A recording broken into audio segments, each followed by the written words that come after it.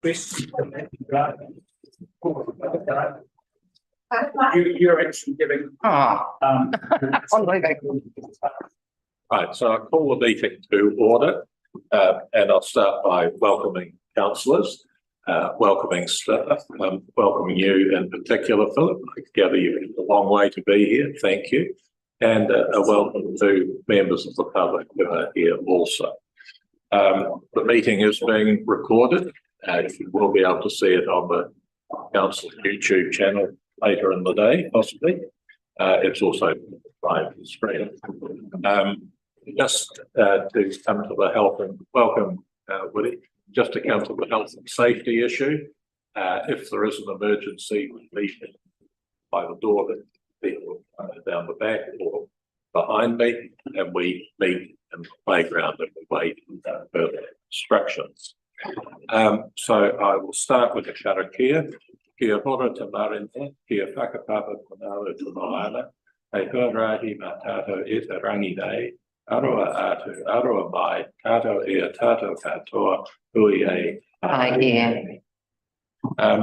Now, we will move to apologies. I think we have one of from Aidan. Any others? Sorry, I just wanted to check, Charlie. Councillor Braygate, can I just join? Yeah. So it's just... Okay, thank you. I will move that we accept the apologies from Councillor Elam. So I have a seconder, Councillor Bosley. Thank you. All in favour, please say aye. Aye. And we'll just move on to conflicts of interest. Are there any conflicts of interest with this? Okay, there being none. I'll just start with a little comment, because I have been challenged as to why this meeting, unlike most council meetings, doesn't start with public participation half hour.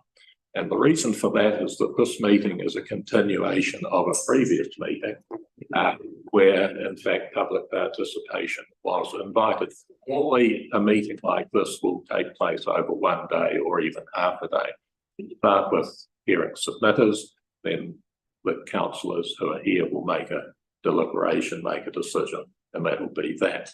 On this occasion, because of the number of submissions that were presented, the number of people who wanted to make an oral submission as well, means that we have split this particular meeting up over several days.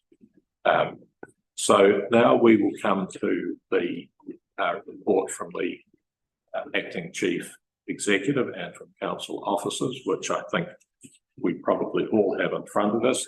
I will move that we receive the report. Do I have a seconder? Thank you, Councillor Maynard. All in favour, please say aye. Aye. Against? Okay, that is carried. And I'll hand over to you at this point. Thank you. Thank you, Mayor Martin. We have our staff here ready taking through the various parts. So, Charlie.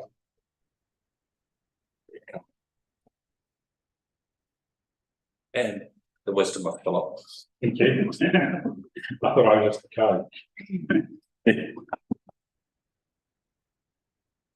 Okay, so essentially today, as Mayor Collins just mentioned, is a continuation of the hearings for the revenue and financing. We had a total of 230 submissions on that, as mentioned in the report. And we had 17 groups or individuals who spoke to their submissions on the 26th. So you've had time to digest those submissions. So just a reminder of the principles from our review is that the current system is not necessarily fit for purpose or best practice. Status quo is not really an option. We've heard a lot from ourselves and the public rating systems updated and reviewed. And a reminder that rates are a tax on property value, not a value-based transaction. Another principle is to keep it administratively simple, because we only have one rating officer in our council. If you wanted to make anything too complex, we'd need to look at additional resource or technology to enable that. So simplicity has been a principle throughout the whole process. Okay, so what we're going to do is go through each of the targeted rates first. I'll just confirm what the proposed model is, and then ask you all to voice your opinions on whether we are keeping that as is, or if you have a reason. Mind here, you need a justifiable reason to change it from what was currently proposed, because we had a lot of reasons for what was proposed in the first place. And then what will happen between now and next week? Officers will go away and model any changes that you've indicated at this deliberations meeting. Come back next week to see what this year's budgets would have looked like to ratepayers under this proposed model. You then have a little bit of time to go, oh, no, that's not what we were expecting, or yes, this is what we were expecting and how we want it to go. And at the end of next week's meeting, we expect to be able, that officers can make the final changes to the policies for being adopted at a formal council meeting. So that's just where we're at the moment. We're very nearly at the end, but we're just almost sort of a check yourself sort of situation. Anything you want to? No, that's absolutely good. Okay. But just reinforce, right? This is your policy, right? So, we don't, right, collectively, we don't have a problem if you want to change something, but just supporting what Charlie has said. If you want to change something, or if you want to add something, we've got to have a reason for that. So that's the important thing to remember. It's about your rationale, and if I can use the Wairau raping case over the forestry, their processes were about the rationale that a reasonable person would come to. The fact that someone didn't like it, or a group of ratepayers didn't like it, the judge said, well, the council went through a robust process. Their rationale is rational. Therefore, because they went through the right process and their reasons were rational, I will not overturn the decision. So I think that's really important in the society that we currently live in.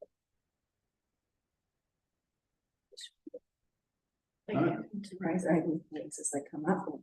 You can do that. Councillor Adams, although he's put in his apologies, sent me a lovely email at 2:18 this morning. I did not read it at that time, but so he's asked for a few comments to be represented as we go along, and I felt that this is an important enough topic that, with your permission, I will raise those comments as they come up, as each rate comes up. Is that kind of it?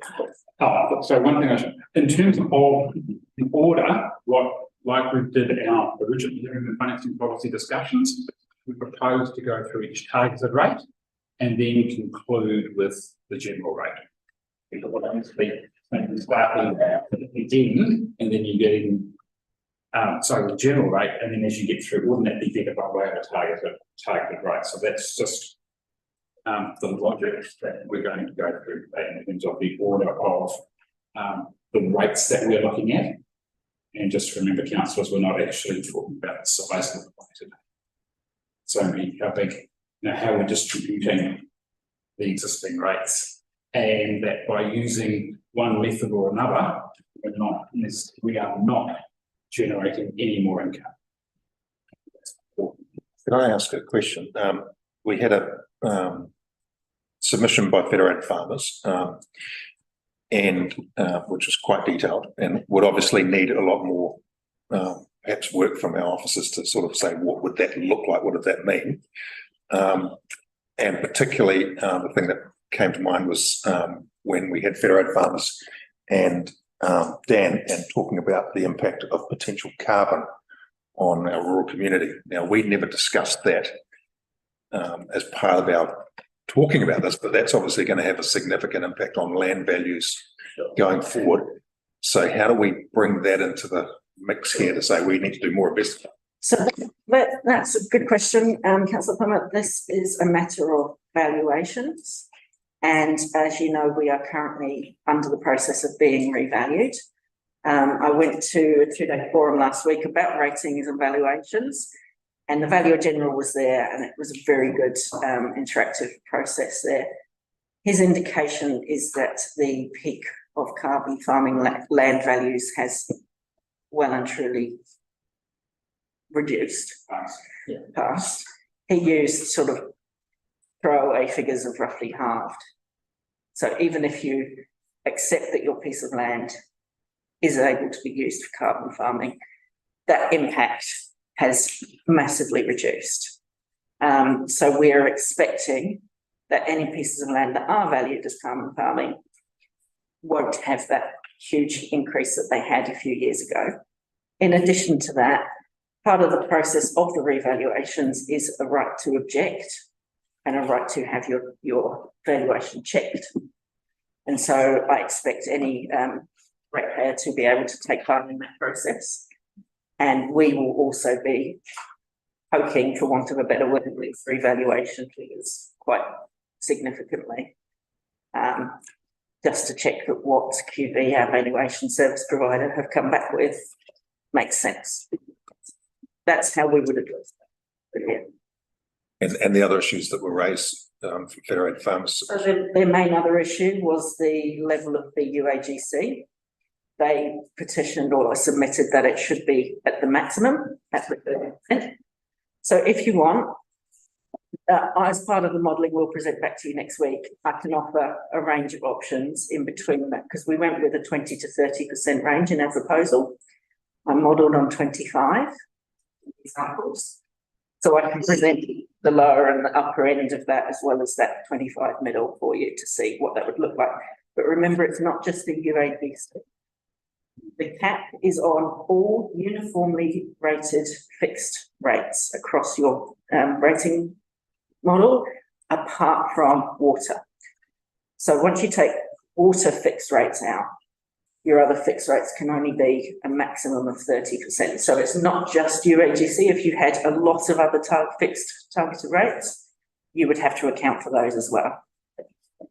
Can I just make a comment here on valuations? One of the things we've got to be careful as a sector is that we've got to make sure that our government plans policy supplies a number of revaluation cycles.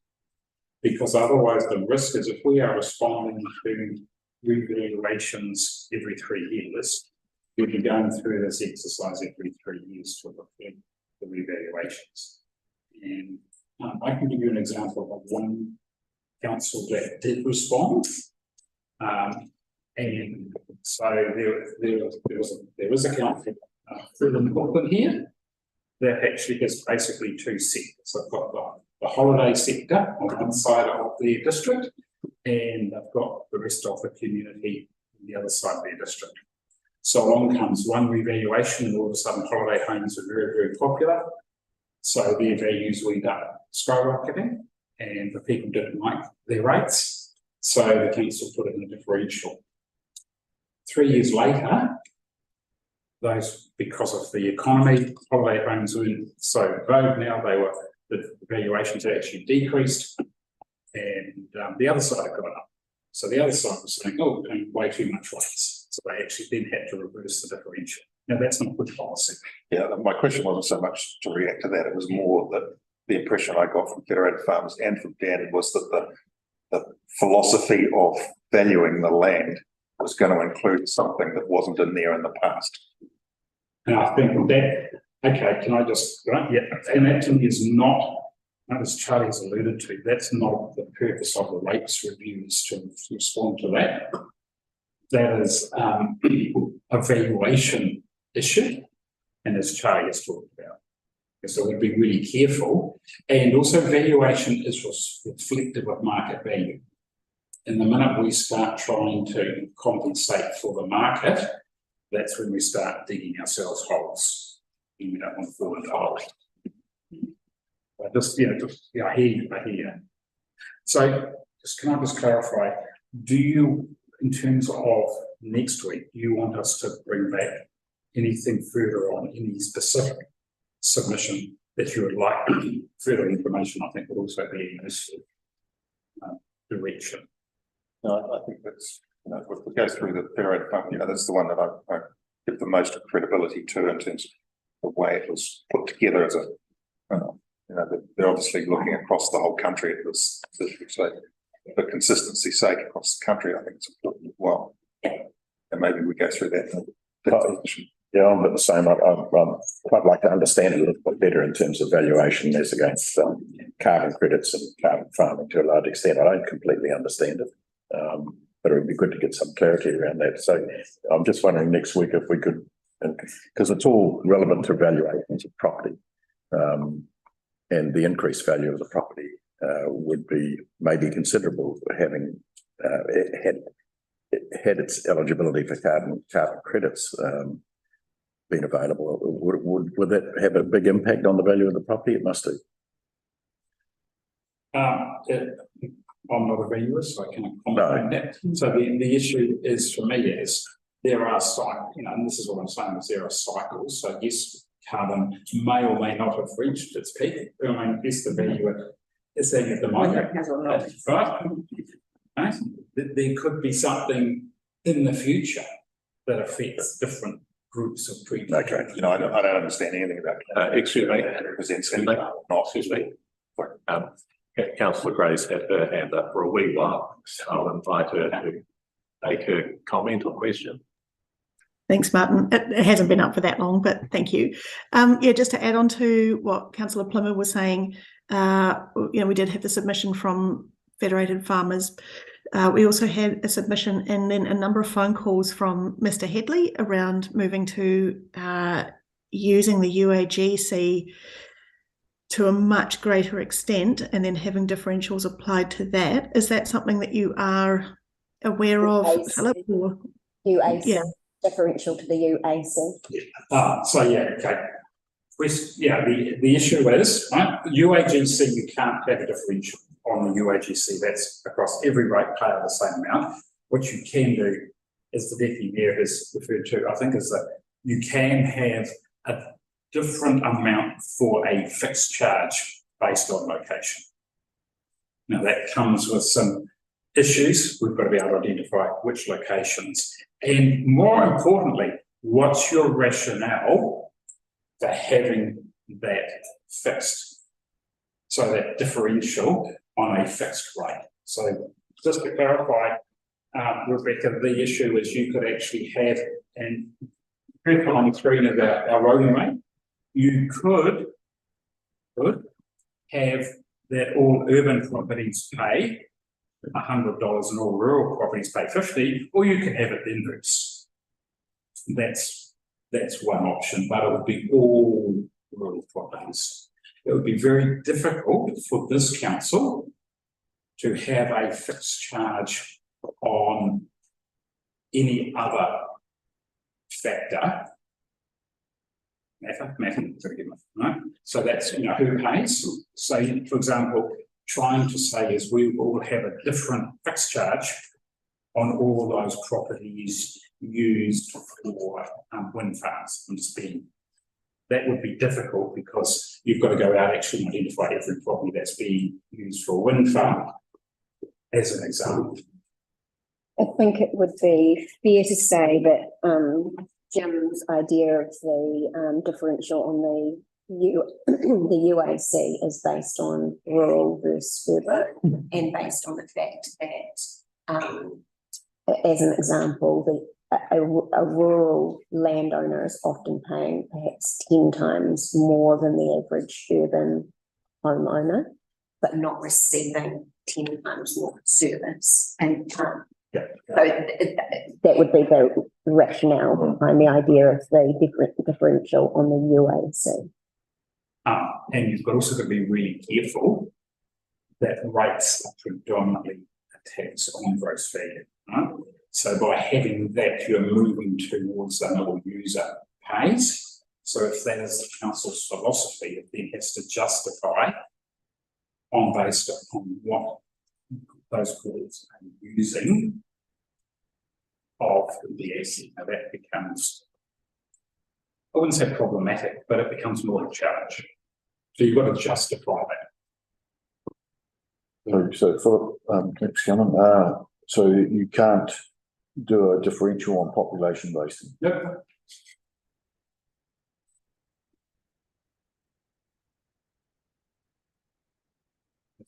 You know, you are quite constrained in terms of how you can raise the house.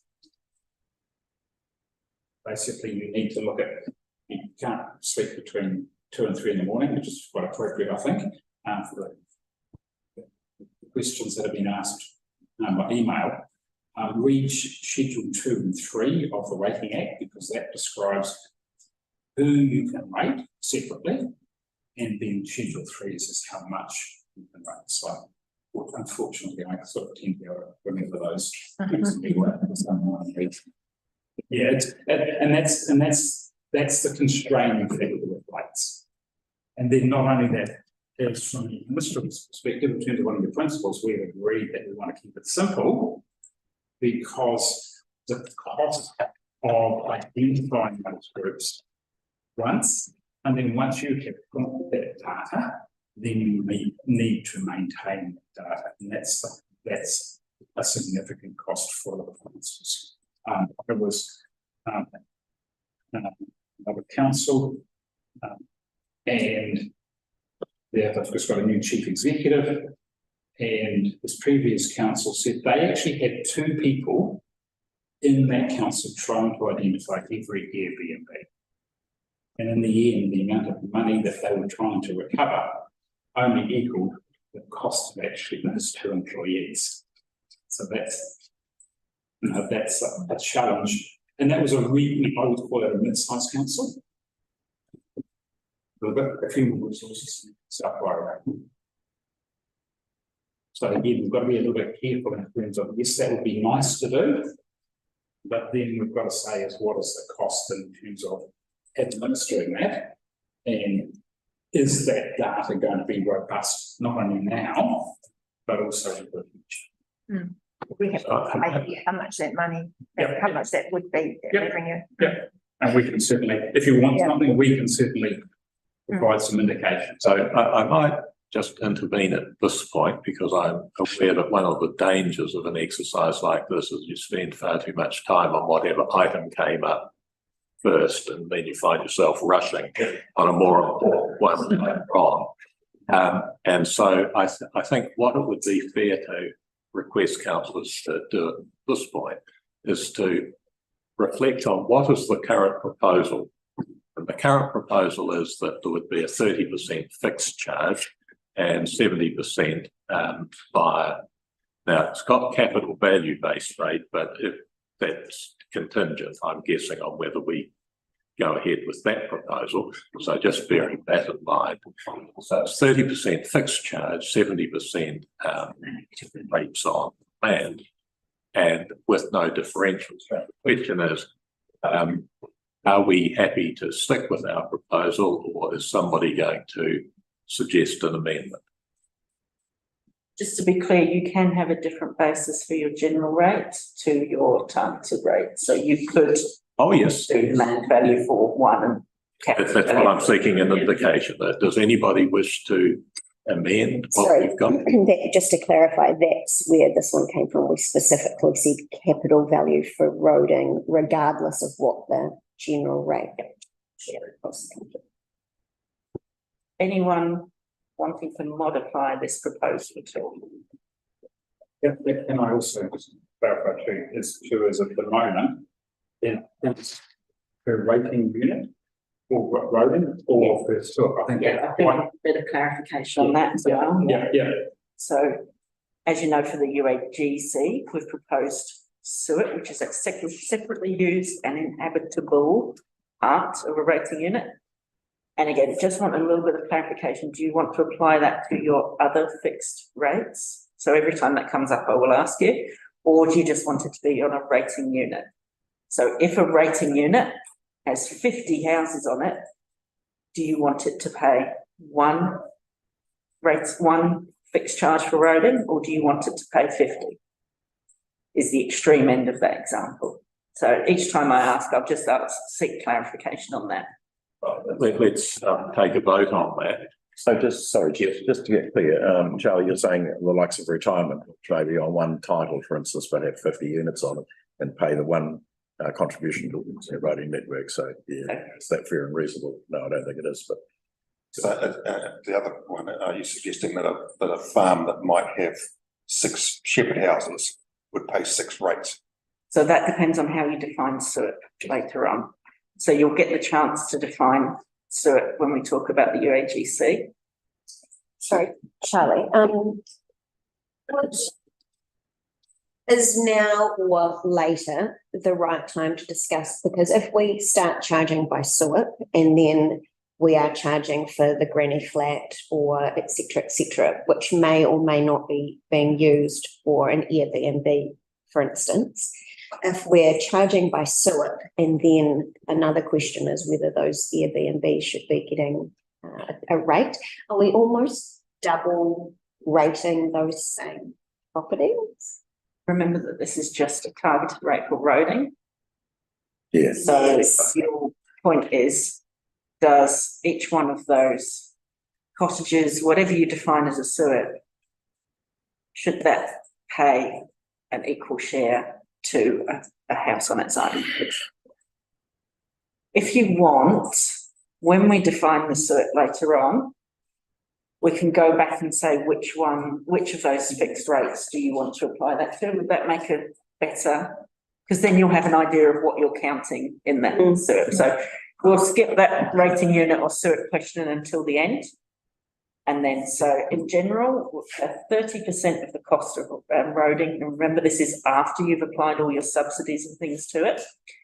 So 30% of that net cost, fixed charge, and 70% on capital value based rates, with currently no differentials identified, is your proposed current model.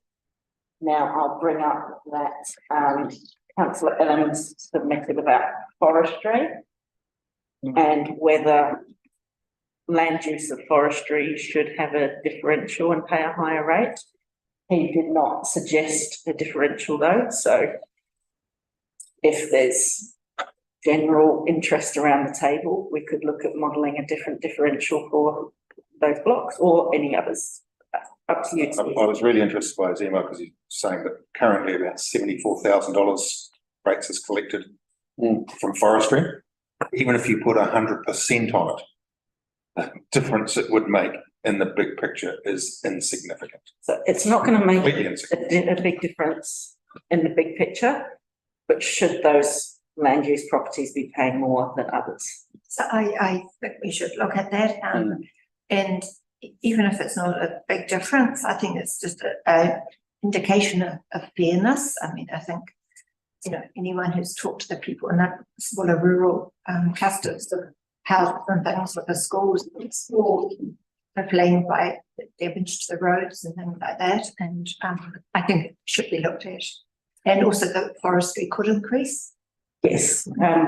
Again, during the revaluation, land uses should be checked. And as Councillor Adams has indicated that more land in the district has been planted for forestry, we would be expecting QV to identify those as their new land use in the revaluation. So how would you just plain devil's advocate here? Yeah. I've got a farm of 20,000 hectares and I plant 1,000 hectares in pine.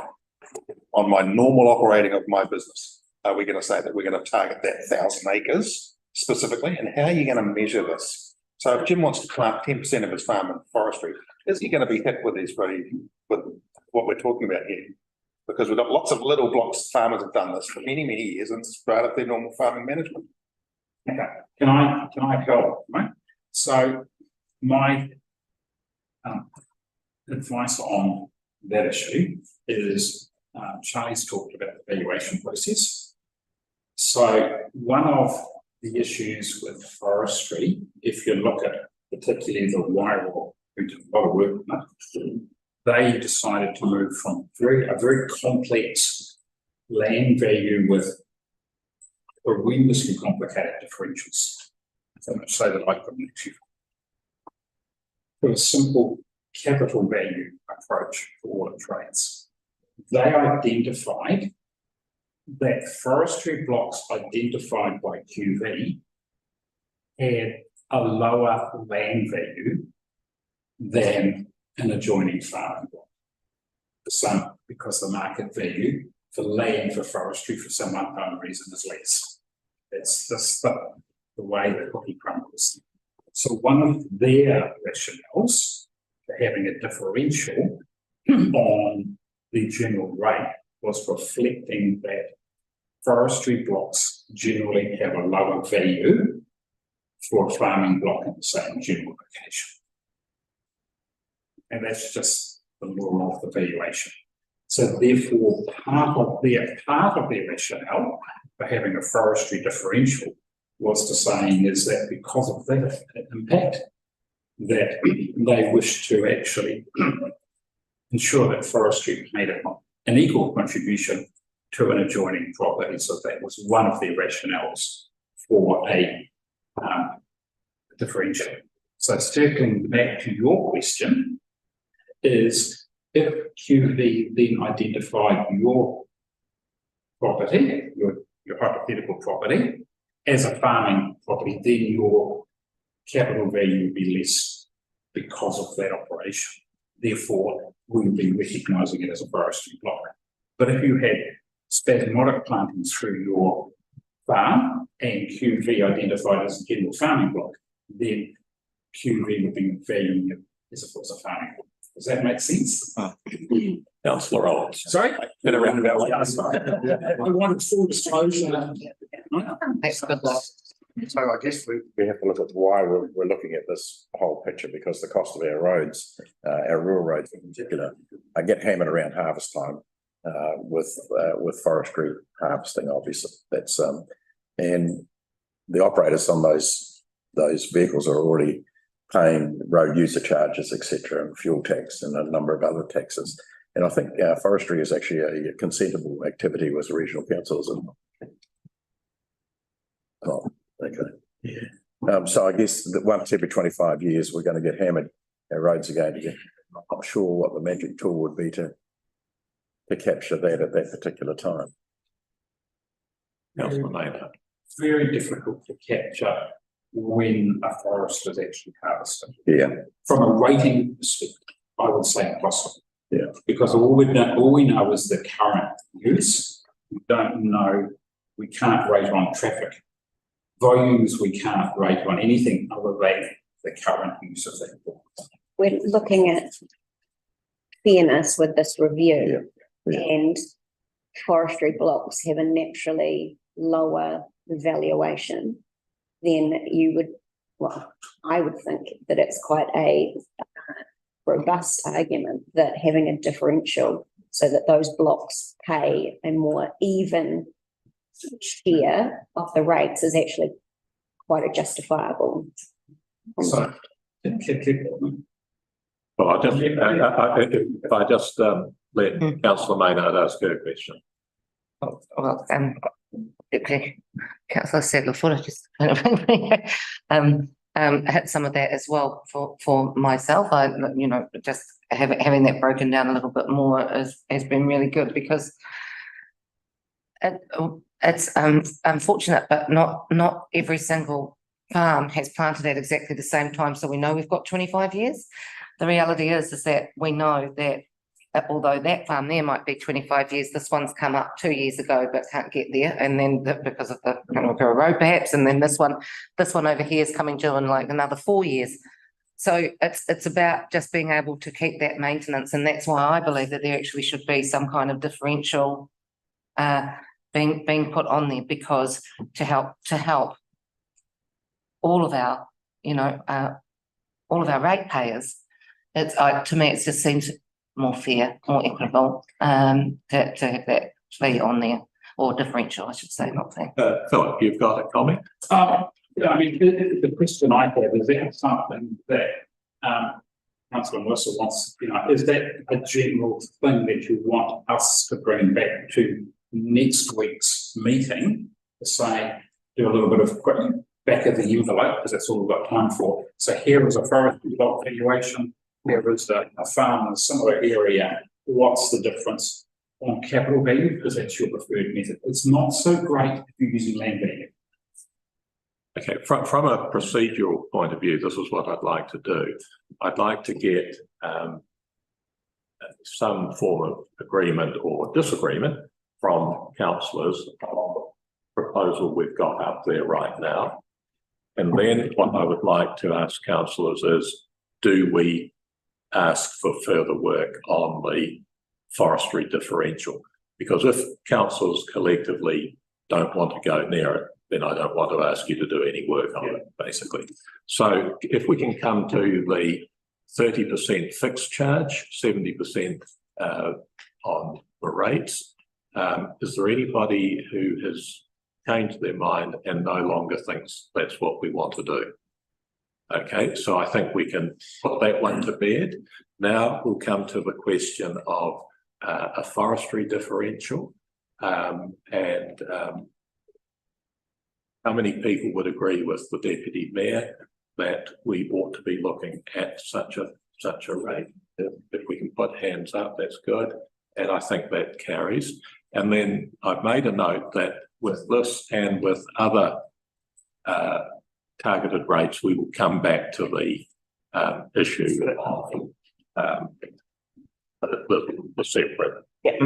Perfect. Thank you very much. So I think we've got there. We're going to try and do the next one a little quicker. Yeah. I was the contentious one, so yeah. Okay, so the next one is footpaths, which is proposed to pay for 90% of the net cost, so after any subsidies, of footpath maintenance and extensions, and that's also after the contribution of 50% for new footpaths, which comes out of the infrastructure. So the contribution is already accounted for, any Waka Kotahi subsidy is already accounted for. 90% has been deemed to be payable by properties within the urban boundary. And that is, there is no fixed charge proposed. It was all based on capital value of those properties with no differentials is the current proposal. Right, now this was a item that 140 submitters did come back to us on. The notes we have in front of us tell us that 61% of responders support the proposal, and there's 40% who are opposed to it. Yes, so other people may have reflections on the submissions as well, and we'll start with Deputy Mayor. Some of the written feedback on this was around if you're proposing that everybody should pay for the road or the new infrastructure reserve, then you should apply the same logic to footpaths and everybody should pay for it. Do we see examples of the separation of costs like this in other councils, or is it unusual that this council attributes various costs to different sectors of our community?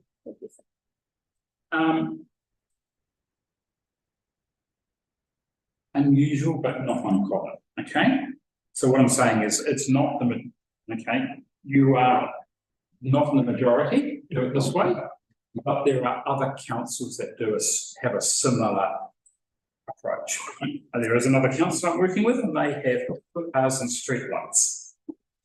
Okay, but just to be, and it's that's a decision of your council. That's a lot of councils just include footpaths as part of the roading costs. There are a few councils that go down to this level. Thank you.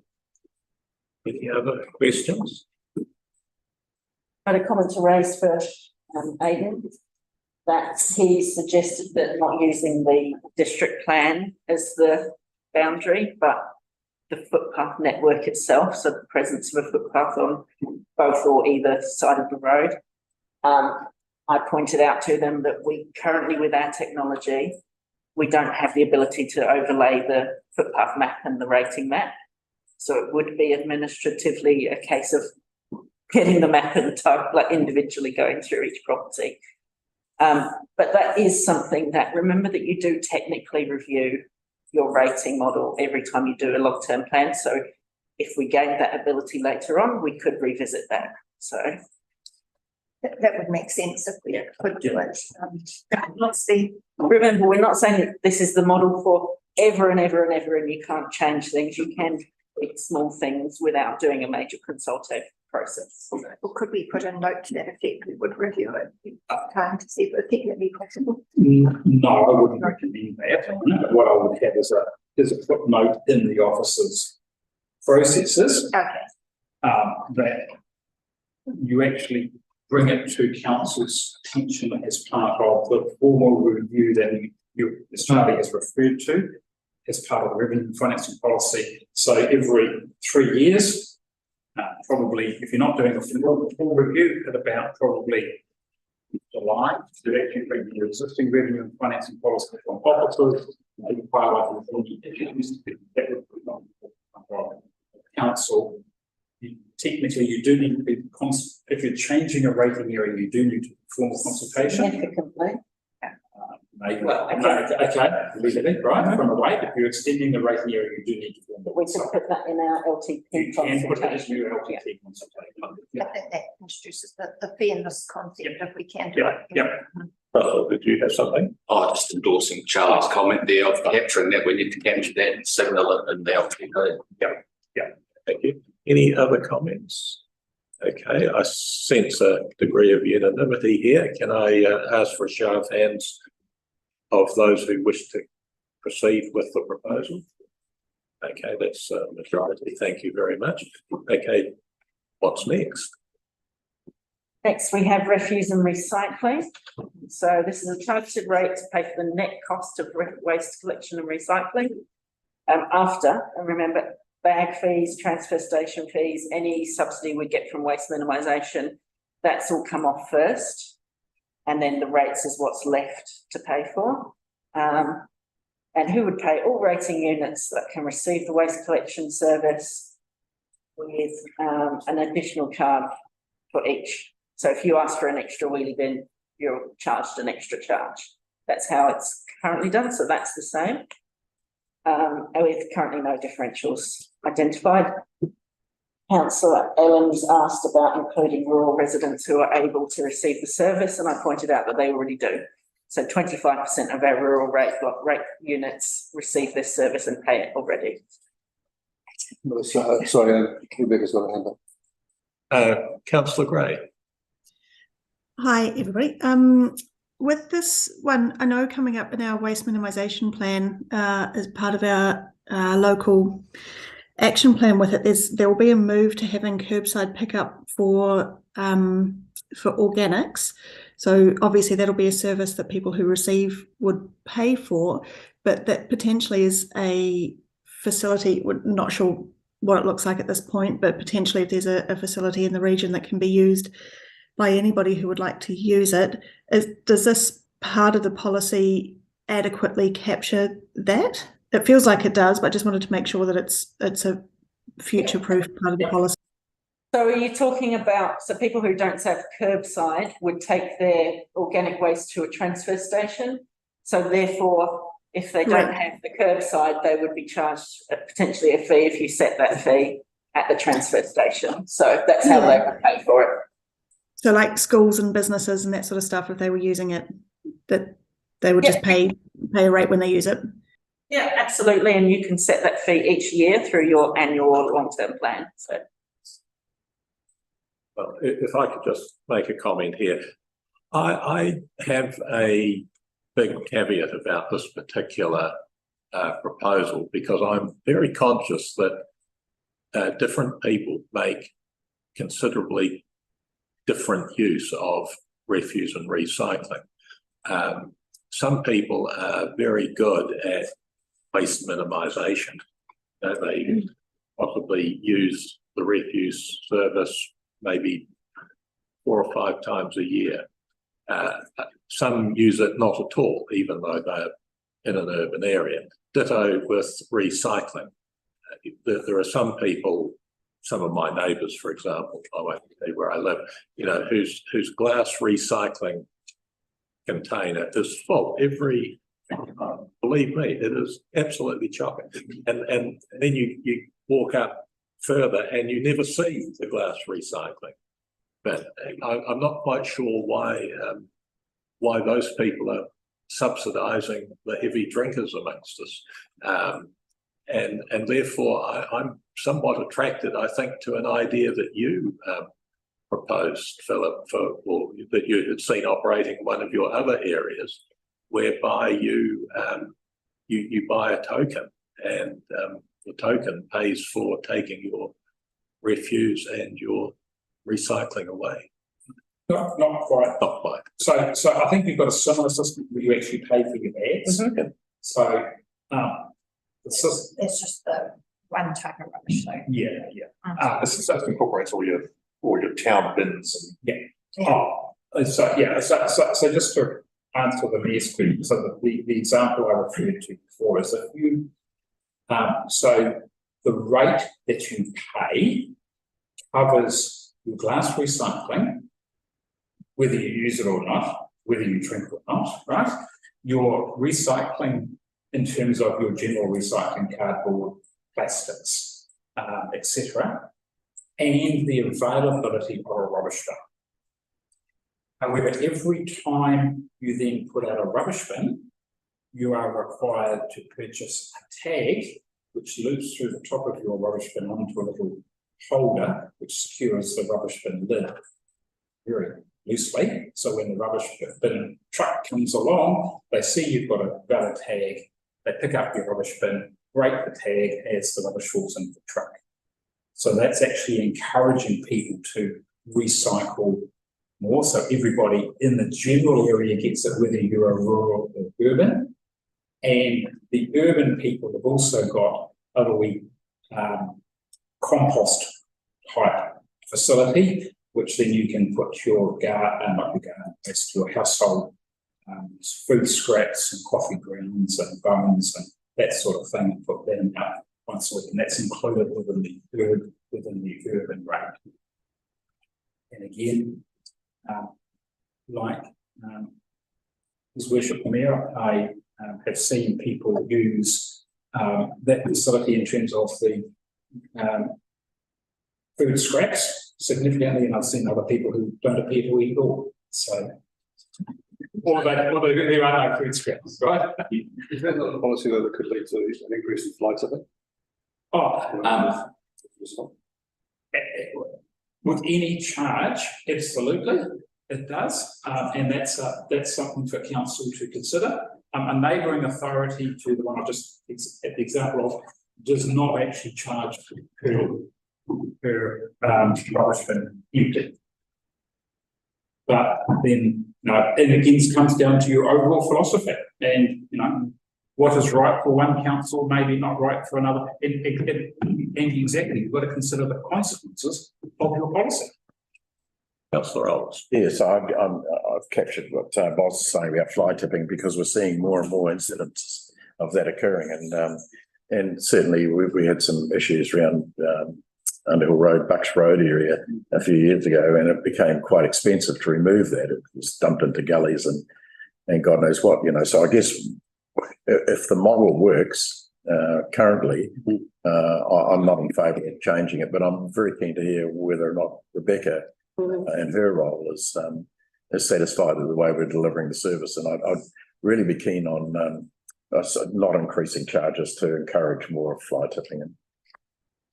And how the waste optimisation Yeah. changes may impact how we provide the service or what service we provide over time. So I guess it's important to know that there is flexibility with these targeted rates, given that change is coming in this area.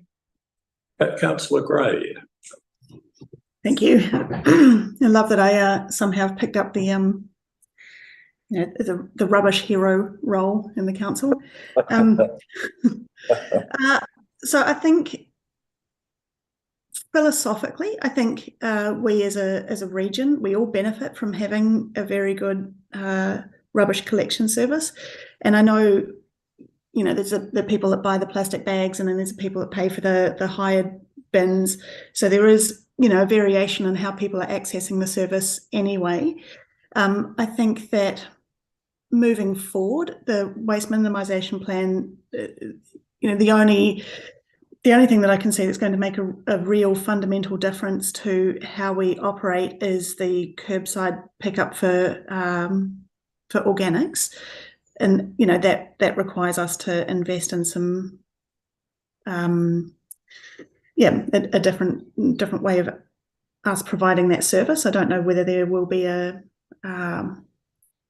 independent contractor that we can use, or whether that's something that we'll have to provide from the ground up.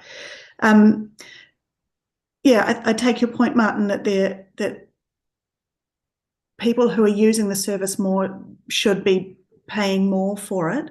But I guess I keep coming back to the thing that we all benefit from having that rubbish collection, or that waste management collection. And you know, I don't want to end up in a situation where we're having a lot more fly tipping or dumping, or you know, piles of rubbish people leaving on their property. So and I think, just, you know, not to get pedantic about it, but if we're talking about little plastic tags that get broken every time they get used, that's creating another additional little piece of waste. So, you know, I can't see that would be a good way to go forward either. So I guess, you know, just a very long-winded and waffly way of saying I'm pretty happy with what we've got here, what's been proposed. Okay, what we'll do then is we'll get an indication whether councillors are satisfied with the proposal up there. If you are, please put your hand up. If you're not, put your hand up. Okay. Go for it. I'm really conscious that there are people like you said, but I'm more conscious of widows or widowers or people on fixed things who might live in a one-bedroom house or that sort of thing, who really don't use the services a lot. And so that's why I quite like your idea of the tag, because it enables people to actually, you know, there is a cost that goes with keeping our towns clean and tidy, no problems with that. But if you want to use it excessively, and you've just got to look in Greyhound and see some of the big houses with multiple rooms and big families and so on, the amount of rubbish they generate compared to somebody who might be living in a one-bedroom house and might say, I'm going to use a wee bin once a month. Something like that. You know, they're able to manage their costs a little bit different, and maybe we should invest in something like that. The problem is that we recognise rates as an imperfect tool, and if we start saying we're going to adjust the rate for refuge based on who uses it more, do we then go, libraries, pools? No, that's not what I was saying. It's saying there is a full cost. I think we have a majority view, even if we don't have a consensus. One thing I just asked Charlie, when it comes to our discussions on SUIPs, I am right in thinking here that if you've got two dwellings on one property, that they each get a bin. Is that correct, basically? So we take the one rating unit as a default. Yeah. But if extra bins are requested, we add an extra rate onto it already. So taking your previous example of a retirement village, they would be charged for how many bins they have, and usually they would have one per. And taking a little bit of Alistair's point is that the way that you would change that mix of use to rate is by increasing your bag fees, which is the equivalent of a tag on a wheelie bin. If you chose to do so at every budget opportunity, you could increase your bag fees to put the weighting of how it's paid onto usage rather than rating. Yes, great. And actually, Rebecca, with that too, when we get round to the organic waste recycling, I just know a lot of people in Marshborough don't have any organic waste because they compost it themselves. So I'd like to look at that too with with the organic waste having some kind of thing like the bag cost or something too, because some people just don't use it at all. Okay, let's move on to the next one. Water supply. Yep. So the current proposal is pretty much the same as the current rating, how it's done, which is that the net cost of drinking water supply after income such as connection fees, water usage charges has been applied, is paid on a, actually, I'm incorrect there, it's a sewer basis across the per connection, effectively, across the network. So I'll apologise for my mistyping there, it's per connection. And it's a fixed charge to each one, so everyone pays the same amount, except for a 50% discount is applied to those who are not connected but able to be, so it's serviceable. So those properties are paying for the presence of the network in their area, but a discount recognises the fact that they don't use it. Current allowance is 350 metres cubed per year and charges of $1.84 per metre over that allowance. Again, similar to the bag fees, the amount of the per cubic metre charge and the amount of your included allowance can be set in your budget each year. So although it's worth bringing up, it's not something we are desperately focusing on this meeting. It's just pointing out that that's able to be changed each year. Councillor Plummer. So this is the one I don't have a problem with this, but I have a significant problem with the allowance of 350 cubic metres of water a year. I think that's double Auckland, isn't it, roughly? Oh, a hell of a lot. Or maybe, I don't know what maybe you three meant, times as much.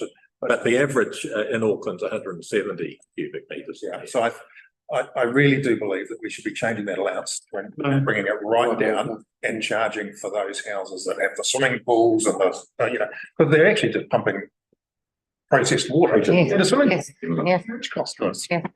And a reminder that we do have a very robust waiver policy in that if someone can show that their usage is because of a leak that they have since fixed, that excess charge is waived. So that's to encourage people to fix the leaks on their properties. So the changing of the allowance, is that part of today's conversation? So or it's- a later conversation? It's an LTP setting, but I can model as part of our modelling for next week a variety of thresholds and increases to that charge. Depending on when it changes to the later charge. Yes. So you mentioned that is currently well below. So Carterton charge 225 per cubic metre, for example, and their threshold is 250. So they've got 100 cubic metres less than us.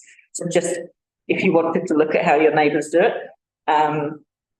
And yes, so I can absolutely model a range of that, and we could potentially, when officers come with their fees and charges each year, the recommendation could be inflation adjusted as well for that. Huge amounts over the last few years about conservation Yeah. and this is a real thing that we can send a signal and say we've taken it on board, because in the district plan we've put in water tanks for new builds as mandatory.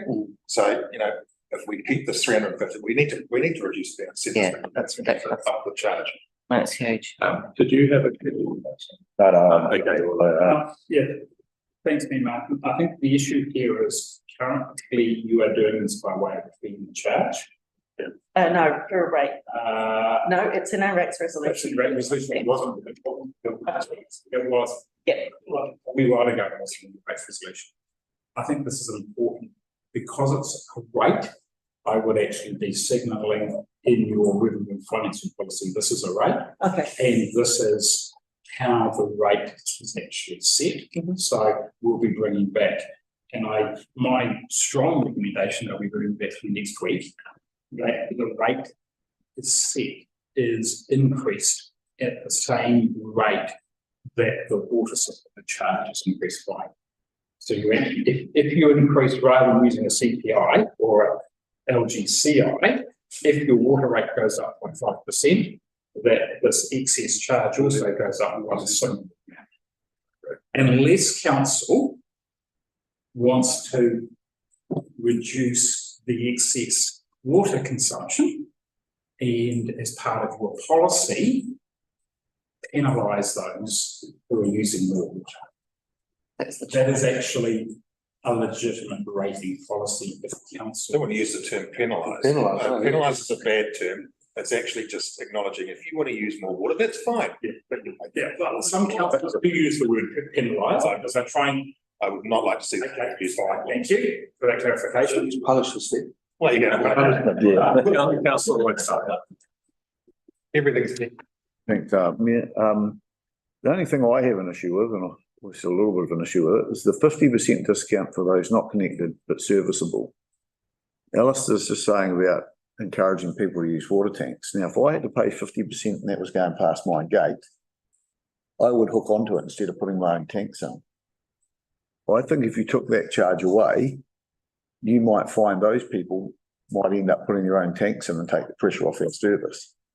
That's just my opinion for why you should have to pay for it and don't want to use it. It generally relates to people who have a section in town and haven't built on it yet because they're land banking. Yeah. But then you've got the ones that like in Greydown where the main just happens to go into town past your block of land and you get charged even though you've got your own water tanks. So. Councillor Hull. Yeah, I just have it's not a question, but I often get challenged about 50% discount for those not connected. So I've got an example of the Underhill Road where their mains come from Woodside into Featherston, for instance. There are a number of properties along that road there in a rural area that have access to that pipe, but have for years established their own bore water, yet they are subjected to a 50% charge, I guess, in terms of having that water available to them should they choose to do it. And I'm just wondering if a simple solution to that, or is it just something that we've accept? Because they don't accept it, I can tell you now. They have no wish or desire to tap into that source of water, even though it's available to them. Living in a rural area, is that fair? Some examples. Yeah, I'd like to hear Phil's comment on that. An opportunity cost, no? Can I? Like an opportunity cost, like if you wanted to connect. You're right. There are two issues here. One is that the 50% is a carryover from the old Rating Act. It is 100 if your property is within 100 metres of the main.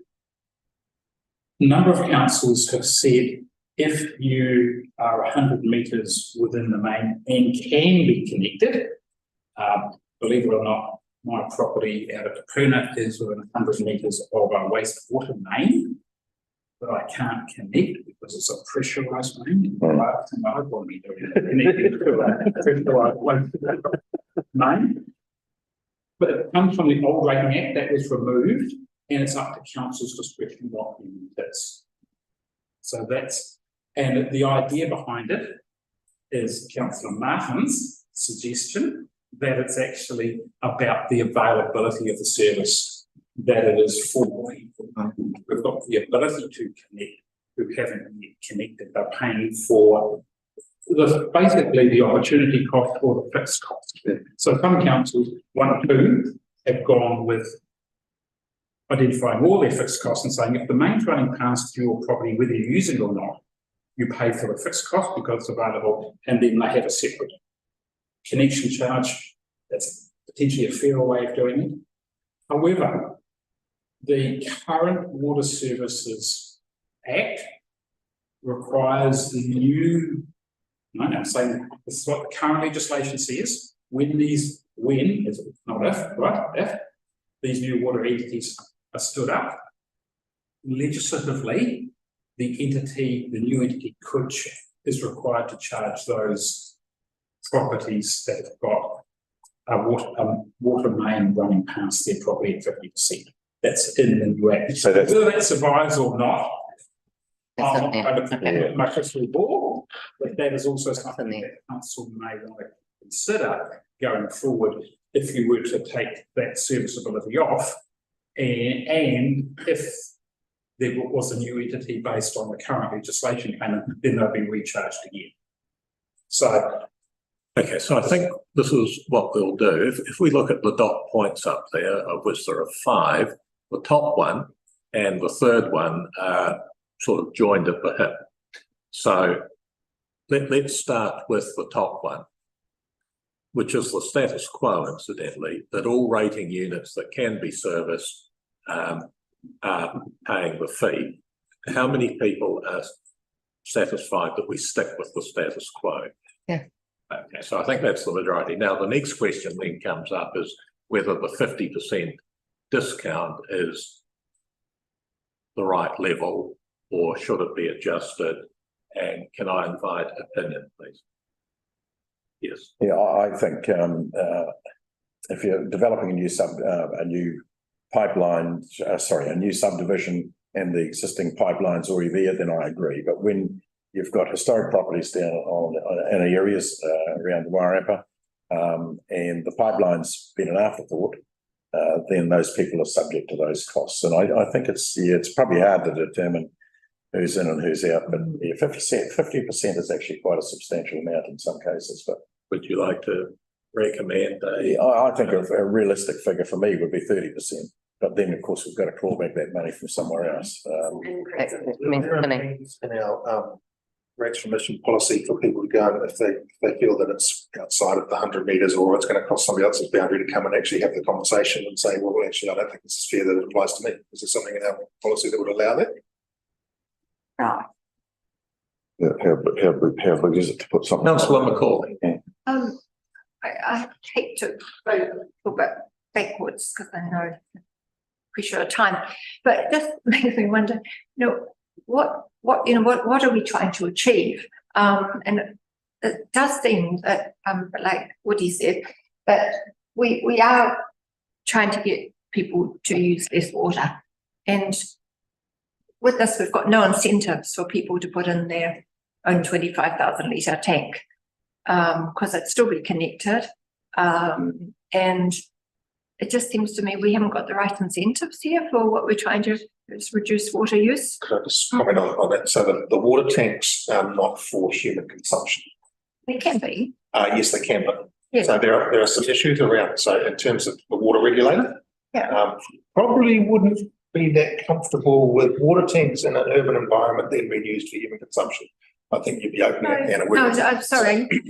They're quite happy. I'm just getting my water. I'm just trying to explain. Yeah. And in the district plan, we have put water tanks in for allow to capture the rainwater and capture the dirty water or whatever that's contaminated, because it's not the same as rainwater out of the district because there's a whole lot of other contaminants in the air and towns, for use on gardens, rather than putting treated water on your garden or treated water in your swimming pool or so on. What that's through the whole process that was really pushed this thing. In terms of the water tank for human consumption, it is certainly in the eyes of the water regulator at the moment, and they've been looking at it for rural.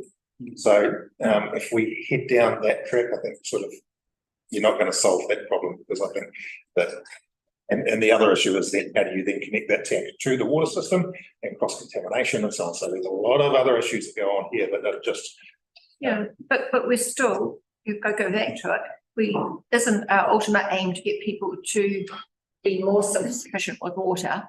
So I'm just saying this system has got no incentives for that whatsoever. So would you support Councillor Old's amendment here, or would you in fact think Councillor Old's amendment is a bit timid and it should be? So which one? Mixed up with what's true. You asked about 50% down to 30%. Oh, the 50. This for the Now, in actual fact, down or up? Wants to go up, don't you? You actually want to go to 7. Going up.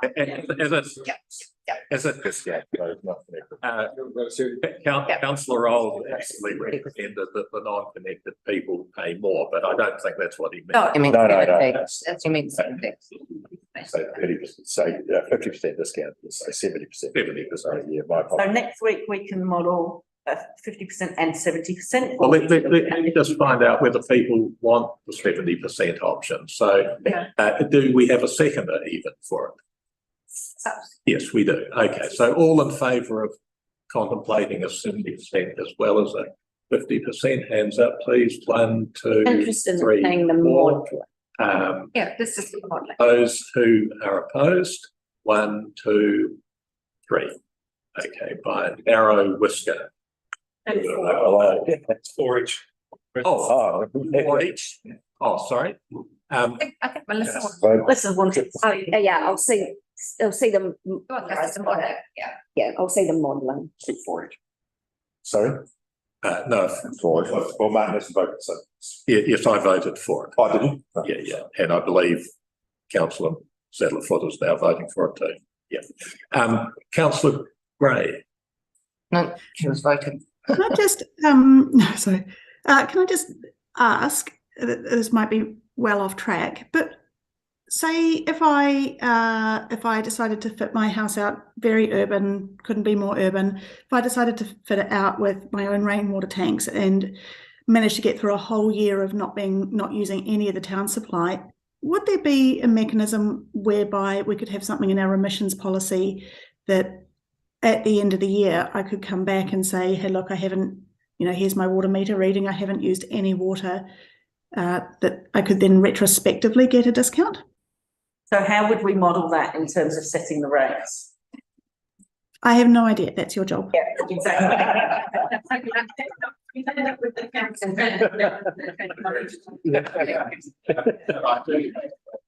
What we should be looking at in the long-term plan is just charging for usage. Yeah, so you can decrease your threshold allowance. Allow that. Actually, the next line that I want to look at, because I disagree with that allowance amount. I think the take is too much.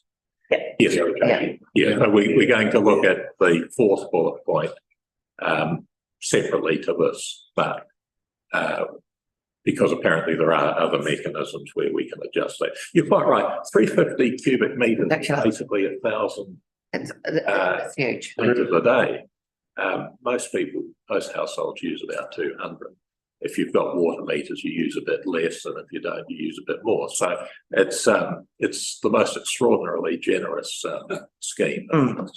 So I think what we've got to, Charlie, is that we'll see what happens with a 50% discount or 70%, and hopefully that's not too much of a problem. And we'll be coming back to the 350.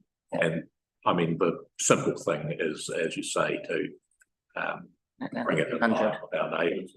But the other thing that's so important is that we stop what seems to have been a habit of setting a fee such as $1.84 10 years ago and never looking at it again. That, I think, is a major problem we have. And it came up in your submission, and so that me too. So anyway, okay, I think at 15:15 we'll stop for 10 minutes for a break. Yeah. Right. Yeah. Still got another. Yeah, that's good.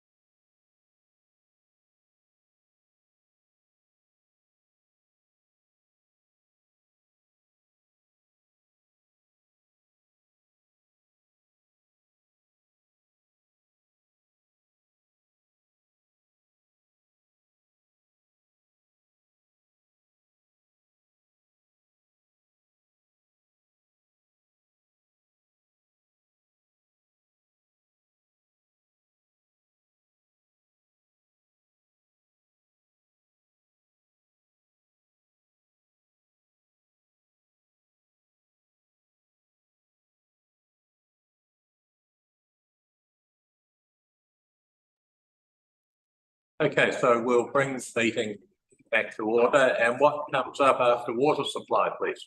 Well, once you drink it.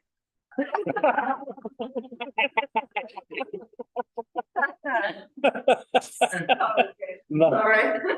best segue ever. Waste. Okay, so wastewater is a similar situation.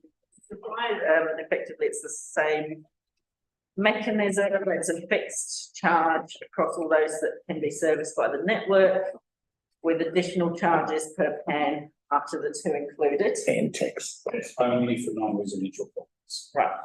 Okay, Only for what? non-residential properties. Yes. The rating act is quite specific. Yeah. Residential property, no matter how many plans you've got, can charge one connection. And then the 50% discount for those serviceable but not connected. And of course, this is after connection fees, septic tank disposal, etc., has been taken off of the cost, netted off of the cost. So I imagine what we'd be interested in is having a look at what happened with like 70% that we discussed about earlier. In which case this is pretty much the status quo. And does anybody have any? Yeah, I think there's a difference between this, because the environmental impact of wastewater. One of the reasons we have central waste management, even for sewage, is because of trying to limit the price. And you've got lots of septic tanks. And you know, I look at every other, you know, we had to pay a bill to when, for example, Lake Ferries used to be on septic tanks. And initially we made the decision, sorry, you're going to go onto the central bit. And we did that for environmental reasons. This is an environmental thing, and we want to be encouraging people to connect and saying, if you don't connect, you're going to get the bill. So It's you're not- suggesting that the 50% should be. Yeah, I'm comfortable with it is, I think, Yeah. but if you want an environmental outcome, what you do is you actually increase it. Pay more, not less, because this is different. Councillor Maynard. So I understand that Martinborough School came and presented with regards to this, with regards to toilets at things like primary schools and places like that. I know in the past Marae done the same, and I'm just wondering, is there a way, is there a way, or is it just a hard and fast rate? So Councillor Adams asked this as well, about the schools and how they pay per pan. I made a very quick response to him this morning just to allay some of his concerns. I pointed out that schools only pay for their services, so they don't pay the general rate. Right. So they're only paying for their water, Right. their wastewater and their refuse. So that might be one consideration that takes a little bit off of that. You could potentially look at adding into your remission policy some form of cap or discount, something like that for schools specifically, if you wanted to. So again, if there's consensus around the table, I can look at modelling that. I mean, we've only got a few schools, so it's not going to make much of a difference to everyone else. And you're subsidising the central government. Yes, exactly. They pay for it, not us, not Subsidising, not subsidising the ratepayers. You're billing the ratepayers to subsidise central government. Ministry of Education ultimately pays their band tax effectively. I see. The Ministry of Education will yeah. pay that. What we should be doing is actually charging them rates, general rates. They're using our services. I know we can't. Yeah, but the parents of those children, if it would theoretically be paying those general rates. Okay. Well, we've got a disagreement on the 50% versus 70%. So let's take a show of hands. All those in favour of retaining it at the current 50%, hands up. It'll be you, Alistair. Well, that's we won't. Okay. So I think that's enough time on that. What's next? Yeah, then the rainwater flowing down the drains. So your current proposal is a capital value based rate with no differentials on rating units within the urban boundary by district plan, and as with the footpaths earlier, we could review this at each long-term plan, and if we have the ability to lay the stormwater drains map over the rating map, we could potentially make a change to the cap who is levied then. Any questions, yes, councillor? I'm just wondering where we would sit, because stormwater comes under a consenting regime under the proposed natural resources plan, and what impact it's actually going to cost council to get to the stage where we need a global consent for our stormwater discharges in our 3 towns, but just the additional cost of monitoring, et cetera, and how we would fund that, I guess, and it would obviously funded through a ratepayer-based funding. But I'm very conscious about what the additional costs are likely to be in the not too distant future with around stormwater. So to respond to that, this is exactly the same as it's rated now. It's just in the general urban rate now. Right. Whereas we're looking at splitting into a targeted rate, because we're just going to have a general rate, one general rate. Yeah. And it's the best practice when you have a group of ratepayers who are specifically paying is to split it into a targeted rate. So who is paying is not going to change until this proposed thing. Yeah. And you can bet your bottom dollar that we will be fighting for every bit of grant money to pay for those changes. Through the transitional phase, yeah, no, that's great. Yeah, no, thanks, Charlie, that's good. Yeah. Okay, I think that's straightforward. Let's move on. The races is being kept as the proposal is the same as the current. So a land value based rate with no differentials identified to those rating units that have access to, along with the MORA rating water races. Bearing in mind that some of those ratepayers do get a effective discount for, it's only on the bits of their land that the water race runs through. So we don't, if someone's water race just runs through a bit of their rating unit, we do already charge them for that. Why have we not done water races on a basis of how much in your land, on a meterage sort of thing? Right. And some users, of course, would be phenomenal. I mean, if you've got people like Jim, for instance, who've got 2 or 3 kilometres of water race transversing across their property, whereas you've got me, for instance, with 100 metres. Absolutely. Yeah, I know, but then you've got to still provide the same level of service on that network, and you can't. Yeah, I don't. What's fair and equitable? That's my point. Is that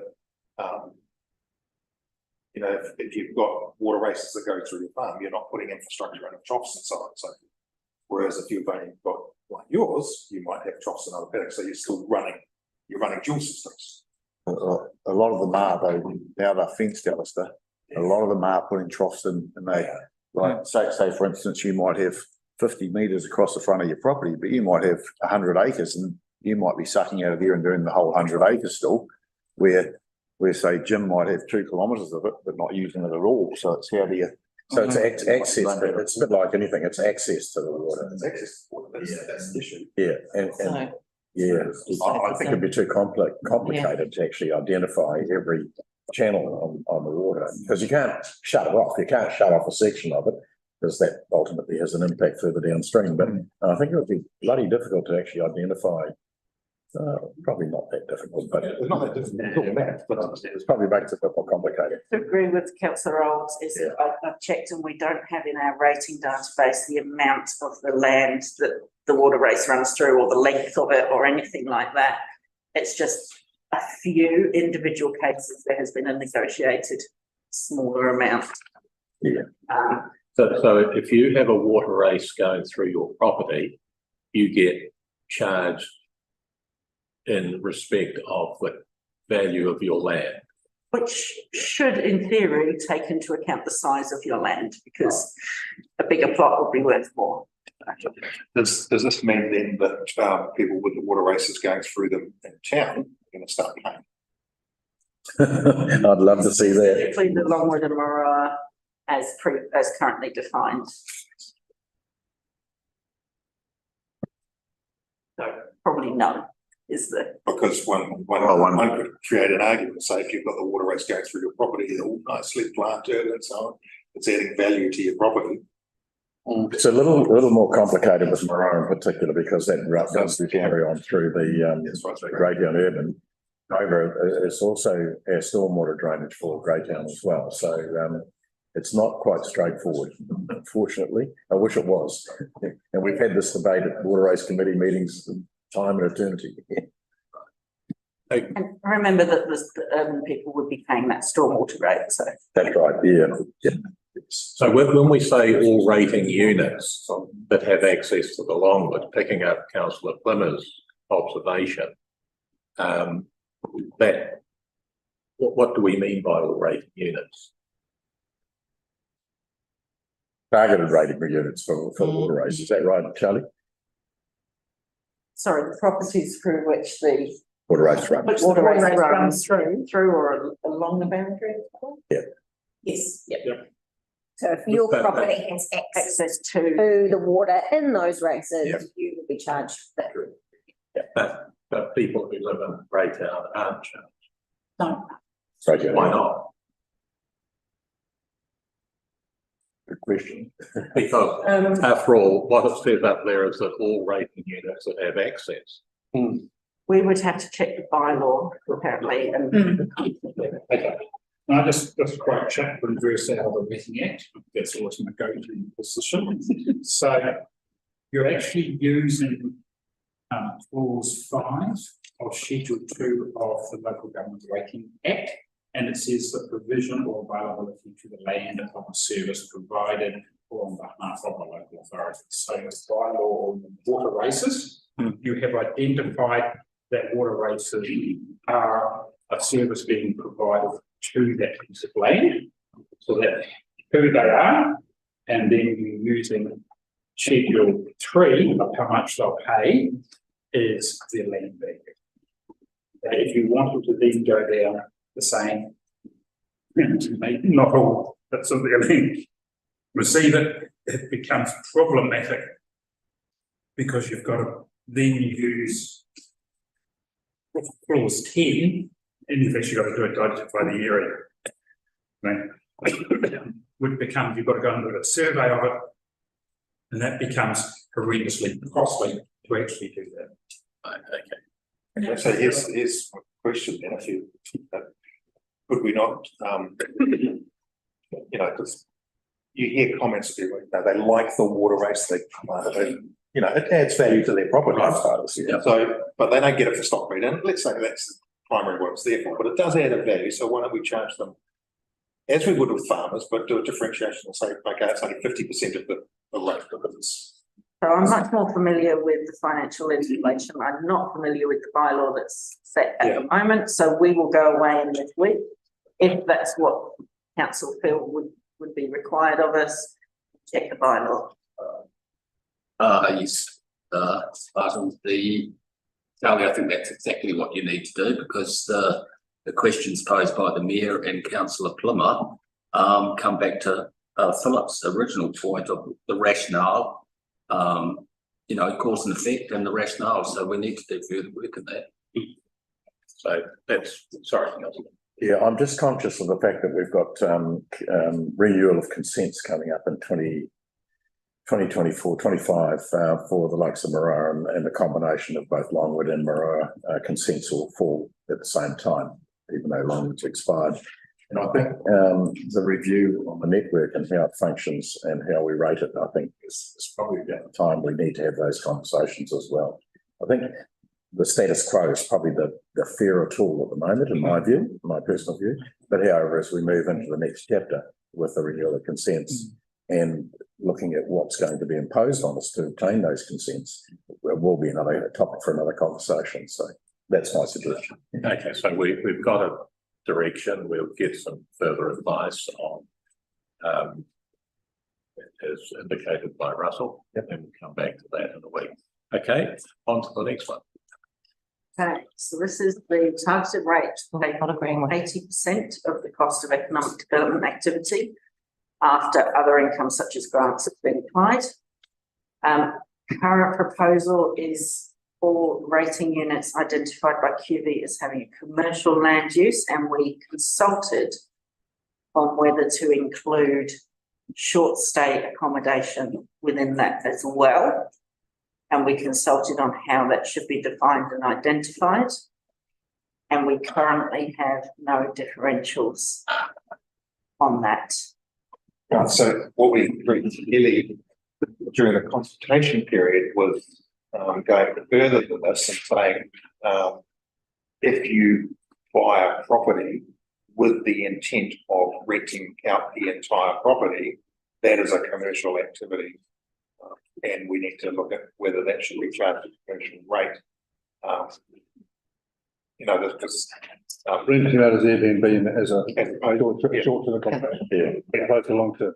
Right. yeah. So what we heard was a number of presentations saying, you know, and the example here in Marlborough was 126 houses, standalone houses that were unoccupied, that were basically there for short-term stay. Now that's a commercial activity.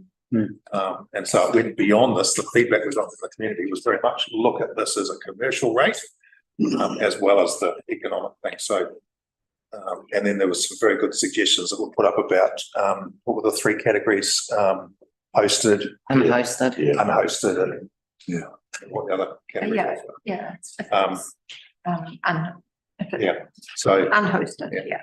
So certainly my suggestion would be we need to look at that and perhaps actually charge these people, you know, these properties that are done specifically for those, which are i.e. nobody lives in them and they're on a hiring out site for a daily, they're no different than a hotel. And so they should be charged accordingly as a commercial rate. And I think that is shall we say, the biggest obvious issue possibly in what we've got here.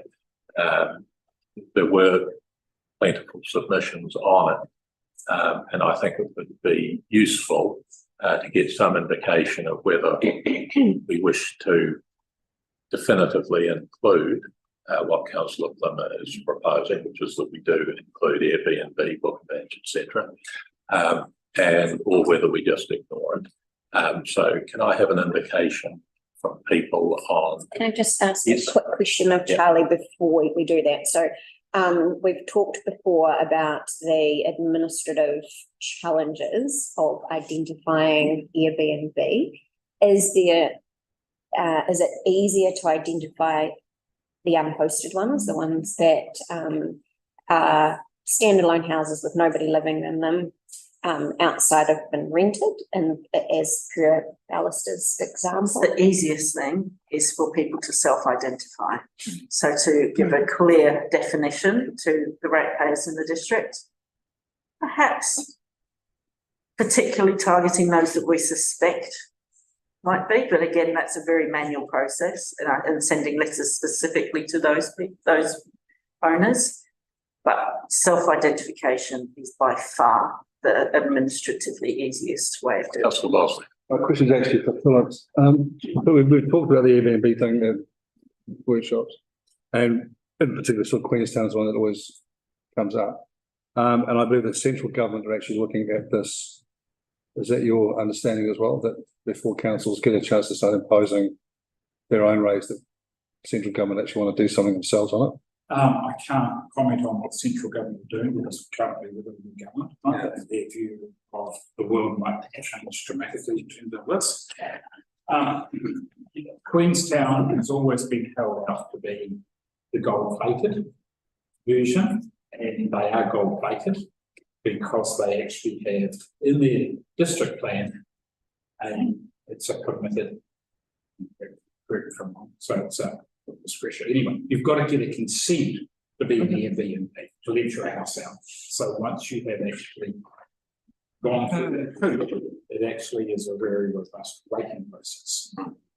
This is the problem that every council, other than Queenstown, is struggling with, to identify who are accommodation providers within the jurisdiction. And I would start with the biggest, most well-resourced country, Portland. They also struggle with it because of either the accommodation service provider targeted rate, which went all the way to the Supreme Court. So But that's the. didn't you say that they, the council won that? Oh, absolutely. Yeah, so But they should- what I'm saying is, as part of that process, they had to go through and identify all accommodation providers, and they struggled at the Airbnb. But Rolls, if you could comment. No, I'm happy, no. That's the, it's a fundamental problem or challenge, I should say, with Airbnbs. How do you actually? I'd have to say that I was very persuaded by one of the submitters who came in and told us exactly how many Airbnbs we've got down, how many timber batches we've got down, and therefore it's clearly not a huge task. It may not be 100% accurate, but things happen always. But it will certainly be close enough, I suspect. Yeah. Just pointing out that identifying how many are in an area is within the bounds of the app. You can say, oh, I want 5 Ks from this area. It will not give you the address or the owner of that property. So there would be a certain amount of manual checking. It will be, to start with. And I think if we have a combination of just doing the sort of search, that obviously that's to be done, plus the self-identification that you're proposing, we presumably need a bylaw for that, do we, or not? Because unless there's a penalty for misleading us, it may not be the most useful thing either, but we'll come back to that. So, I just, another question. So, this proposal, which is the one we consulted on, is different to identifying unhosted properties and charging them a commercial rate. They are two quite I don't have a commercial rate proposed in our current rating model. no, but that is what That's what I just suggested, which is, so that's what I'm identifying it as different from this. Would we, given that it is quite different, would it need to be consulted on? No, this is what we consulted on. This is what we consulted on, but charging a commercial rate to those properties, not a targeted rate, a commercial rate to unhosted. That was on there. Sorry, That we was on there. consulted on exactly this. Yes. But as part of that consultation, we got a lot of feedback on the unfairness of the current system, which says that you can buy a house, call it residential, and yet use it for commercial purposes, and therefore you are getting an advantage over a currently commercial rated hotel or whatever you want to call it. But we don't have a proposed commercial rate in the proposed model, so there is no advantage to in the general rates. I wonder if we may need to come back to Yeah, that. if we Because I wonder if everyone is conscious that what we did consult on was that in the past we had an urban zone, a rural zone, a commercial zone. In fact, what we're proposing here, done away with the commercial, made us need to check that everybody's on the same page there. Russell. Little bit of confusion that I'm picking up. Use of the words commercial land use type use on a residential property versus commercial land zone commercial. So we're mixing the approach of raising with organic land use zoning. And at the end of the day, isn't a typical situation it being, say they have 4 days of the week it's residential use, and 3 days they're having some commercial.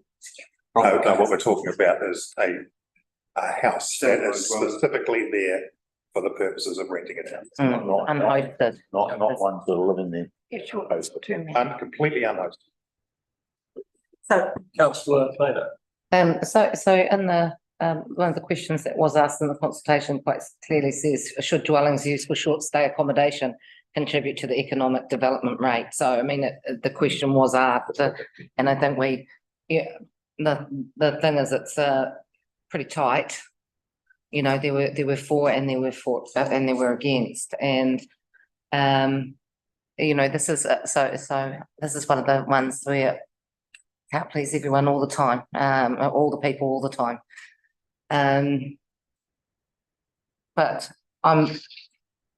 when I'm reading that, I think one of the biggest things is that both for and against, you know, then they talked about the economic well-being that these bring into the area. But the thing is, only the ones with the commercial rates are the only ones that are paying towards destination wide upper. The ones that you know who these should actually be going towards, but they're the ones that are actually you know they do a lot of work. So it's all of those ties that we have that actually, but they need the funding from the council. So although they're doing the work, the mahi, the council is putting towards their funding to be able to have them to run. So that's just something else to kind of be aware of too. And the reality is that there's a lot of people that are benefiting themselves from this without actually having to pay anything towards the ones that are actually hosting events to bring them into the district in the first place. You also lose 120 plus homes for staff, for those businesses. Young families. Young families, because they are sitting there potentially empty through the week to host a holiday maker Friday through nothing. I mean, the argument being made that if we don't have these places, there's no people say when they come to the region for the events, but they're coming to the region because the events are being paid for and funded by commercial entities. So their opportunity is off the back of the event that's being created. Yeah. So, you know. I think the other thing to remember with this, and I spoke quite clearly against consulting on this, is that all we're doing with this is splitting up that economic development contribution amongst more people. And I still can't see this particular proposal necessarily how the improvement that it'll make to the overall rates or the district. I see more value in something closer to what Alistair's proposing, which is actually rating those properties commercially rather than having them contribute a tiny amount to really. I see what you're saying. Okay, so I think what we'll do is we'll get an indication of, and obviously one of the things we'll come back to is the issue of the commercial rate or otherwise. But in terms of what we're talking about here, economic development, when we see this model, do we want to see the Airbnb book a badge businesses included or not? If you do, please behave accordingly. Is this just for the unhosted ones? Yes. Yeah, just for the unhosted. Yeah. So that's Okay. just the modelling. Yeah. So I think that's pretty clear. Caveat, you say the word modelling, this is going to be very rough because we have no way of identifying those until we ask for self-registration. I think you can take the submission as being roughly accurate. What's the capital value of those properties though? Well, just take an average for multiply by 300. Okay, so as I say, it's going to be, so the good model usually. Actually, probably they are above average, I would expect, since I do know of them. Yes. I know the person who did the submission. I suspect your figures are pretty accurate. It won't be quite as accurate as other modelling that we do. No. But the value will be the worst. Be indicative. We don't expect perfection all. Thank you. No, it's. Okay, what's Somewhere. what's next? Next. Right. Is our, and I really don't want to get into a debate over the name of the fund here, what we're calling the infrastructure resilience targeted rate, which is to build up a reserve to help fund the cost of infrastructure repairs following damage from natural disasters. This will be for operating units and on a capital value basis, currently with no differentials applied. We were using. And then the amount would be set in your budget each year, so yeah. I think when I was reading all the submissions, I think there was a little bit of confusion from a lot of the public as to what this was. And this is not your general maintenance. This is an emergency. And if we would to take an example of where it might come into the fruition of water, for example, the Boarbush Gully slip is a prime example where you would say that's an emergency. So largely it's still going to be roading related, but it may well be roading related that is linked to some of our other infrastructure. So it is, so that expands a little bit, because currently at Boarbush Gully, we didn't use our roading reserve, that we had to fund it somewhere else, because we didn't have that. And use of reserves is approved by council. It is approved. So you would be the ones in control of saying this is a natural disaster, that's just maintenance. So I just think there was a little bit of confusion about what it could be. This is emergency reserve. Yeah. Right. Yeah. Comfortable with that. Like you say, there could be, you know, a lengthy debate and argument about what its actual name is, but as Councillor Plummer has said, the intent is an emergency reserve that all of our community contribute to. And we've heard loud and clear through various consultation now that actually that is the direction we should be moving. Sorry, Councillor Maynard. Yeah, I think, but to me, some of the biggest confusion tended to be about people thinking that it wasn't going towards the roads. And in the past, this has always been rural roading reserve. And so, you know, it was that tie-in. So suddenly it was like we were taking away the rural roading reserve in itself. So somehow that needs to be expanded on, you know, like that's what's going on, and that is still a part of the. The prime example, I suppose, is that going out to the coast, if the boat collapses tomorrow, it's not just the rural people who are impacted, but it's that's right. So, with their batches and so on and so forth. So why should the farmers just be the only ones who pay? Yeah, that's right. But by changing the name so completely, it's just completely changed. I think the deputy mayor's got her hand up for a while. Yeah, Charlie, would this fund, this would end up with some parameters and sort of reference around it anyway. So what we're doing through these two meetings is kind of in principle agree and then around work to. The fund that will be set up through the budget each year, how is it funded? So it's not what it's spent on necessarily, as you'll decide that each time you get a call on this kind of emergency, you'll decide that. This is how would that fund be sourced in the first place. Okay, thank you. I think we've got agreement there. So what's next? Cool. Well, that was your last targeted rate. So Okay. actually what I'm asking is not quite on the slides. It's, have any of you thought of other? So we're asking for a continue or modify on the whole system. So I guess a good time to pause and think if anyone from consultation heard burning desire for another targeted rate, which I don't think I heard in the consultation, but that's not my choice. Well, let's take people's views. Has anybody got a positive response to that question? Sorry, can you just repeat that, please, Charlie? So is there anything else that you think we specifically need to call out to a targeted rate that's either only charged to some people or charge more to some? Yeah, so the Federated Farmers Submission, which I've spoken about before, and they talked very much about the potential use of differentiation for our outlying farmers. So that's the general rate. Yeah. It's not targeted rate. Yep. So the only other one was the animal and dog control.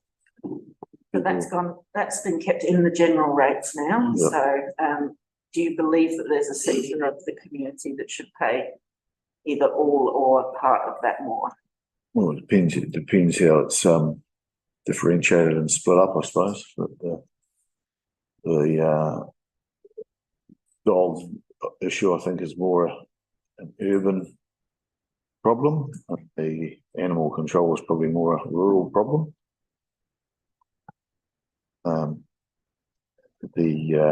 So whether or not you can target it more by actually upping the dog fees rather than having it in the. That would be set each year through your budget process, so that would put more of a user pays onus on it, so not necessarily needing a targeted rate per se, but putting more of a focus on the fees. Fees and charge. Exactly. Oh, sorry, you've got. It's with regards to this though, so.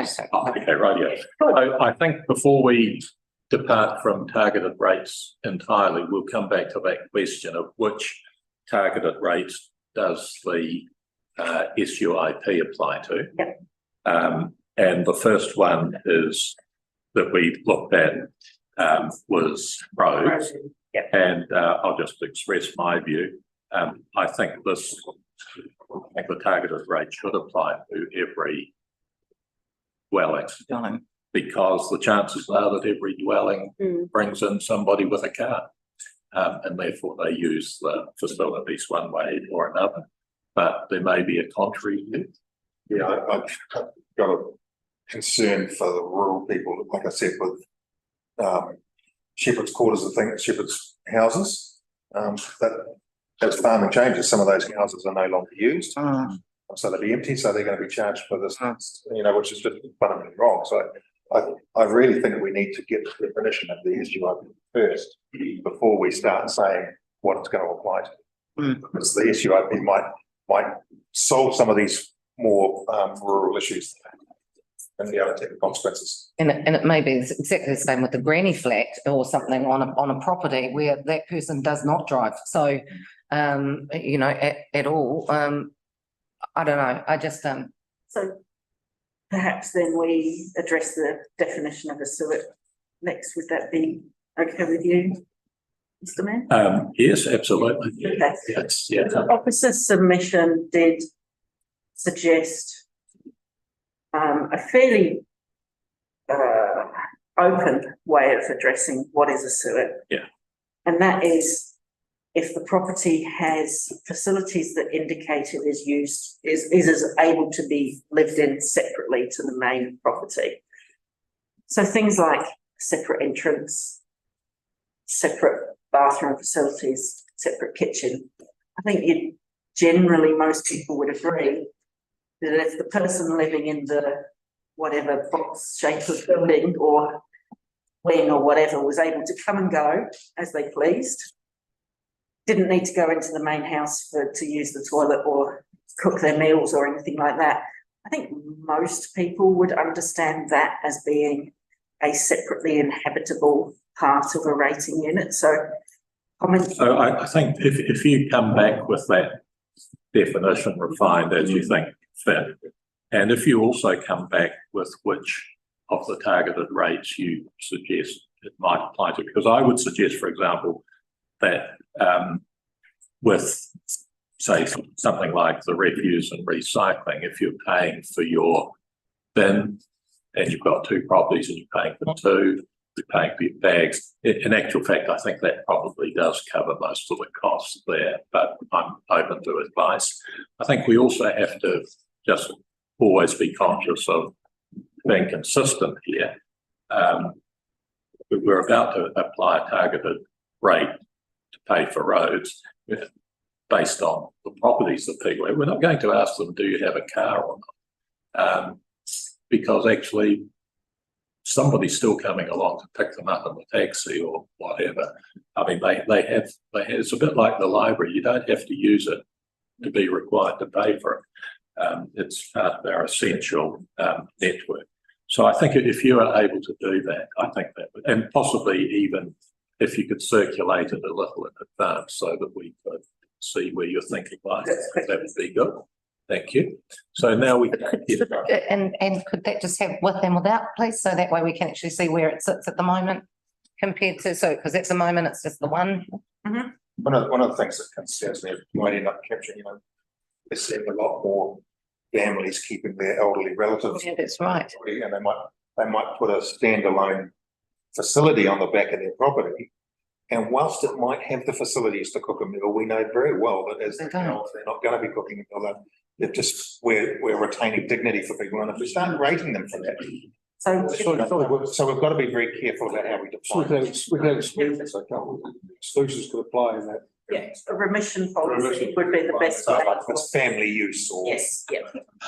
Being mindful though that the other side of that with multi-generational living is more and more adult children and families staying on communal property longer and longer. So whilst you may make a very true point about elderly parents perhaps eating, from a meal that I cook or whatever, equally I might have my 3 adult children living on my property with their families, and they most certainly are using plenty of services and roads and schools, etc., etc., etc. So I don't know that you'd necessarily want a blanket rule that says we don't charge SUPs for all family use. I thought it was a parenting rule you threw them out at 18 on the back of the.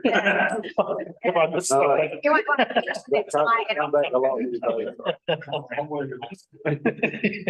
Yeah, they come back a lot. Yeah. Your worship, can I just clarify? I think it's really important, just what I'm thinking about bringing back to you is actually a list of all our target rates.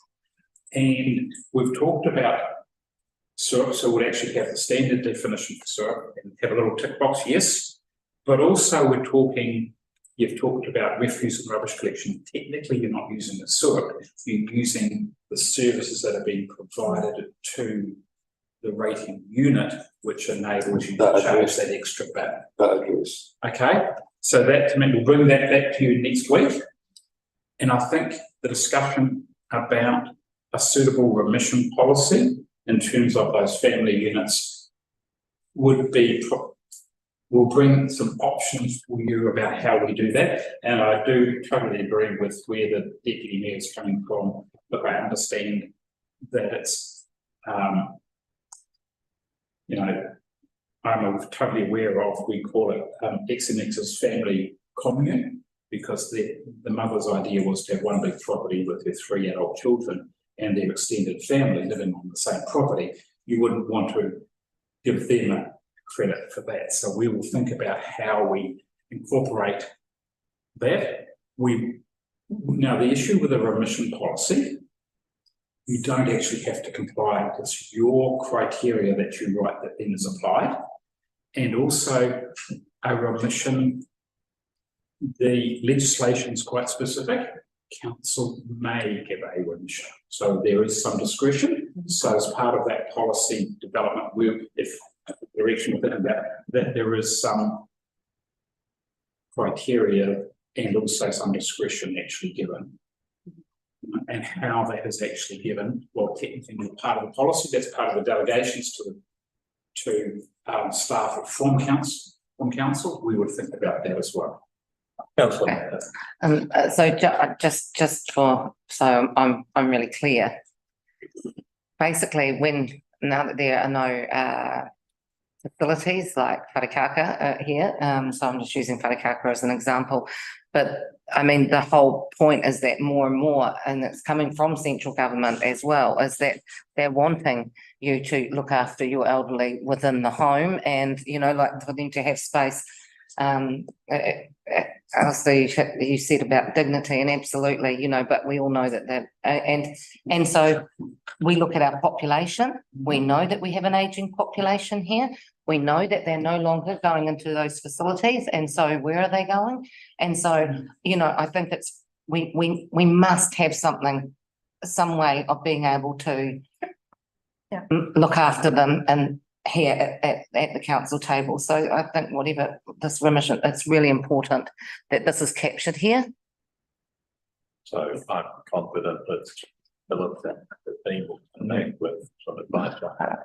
I have some ideas and my own ideas which I will work with the team to bring some options back for council to consider next. I think one of the ideas to think about is whether or not there's actually a rent being charged with the unit. I can think of my neighbour, for example, put on a granny flat because he kept his elderly mother. When I say kept, she lived there, and it was under the sort of being supported by the family discussion that we've just had. But anyway, sadly she died. Now it's just being rented out as a commercial and whatever. So it's the same building, but it's the purpose that has changed. Your emission policy will absolutely be key to how you apply this. Yeah. So I think we come now to the knottier question. It certainly raise possibly a lot more money than some of the others would be. Yeah. What do you want to tell us about this, Joe? So I've already mentioned that I will give you options for that range of the UAGC so that you can look at those next week, because it seems like submissions from people like Federated Farmers would prefer those to be higher. The knotty issue, I guess, is capital value basis of your general rates.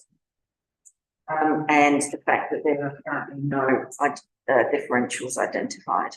So this is where a commercial differential could possibly be raised. Okay, and Councillor Melissa. Speedy hand today. Yes. I would welcome advice from our experts in the corner around the potential change to capital value at this time. Being completely honest, I feel like we might have dropped the ball a bit in that area of engagement and consultation in this round of consultation with our community. I'm not convinced that those that submitted necessarily understood either the impact of the change, or perhaps some of them maybe even overstated the impacts of the change. And I wonder what the impact or what the ability to actually defer that particular bit of the rating review would be. We've talked about potential impacts of valuation updates, carbon credits, etc., etc. And like I say, I'm just not convinced that the collective we of this council did enough work in this area with our community. So you have the opportunity to do more engagement through your long-term plan consultation to help people understand this issue more. So to be clear, if someone's land value is 1% of the district's land value and their capital value is also 1% of the district's capital value, their general rate would be exactly the same under both. I personally don't feel like that was understood. Like, a lot of the written feedback was, you know, this is revenue grabbing, my rates will double, and that falls back to us. We didn't provide enough information to allay those fears. So I feel like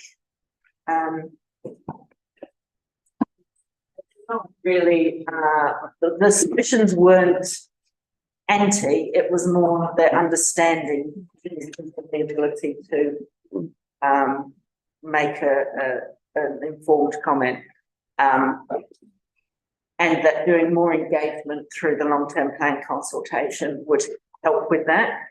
One thing I've gone away and looked at a variety of consultation documents from last long-term plan, and particularly those who moved their rating model at the same time as the long-term plan last time, the same as we're doing now.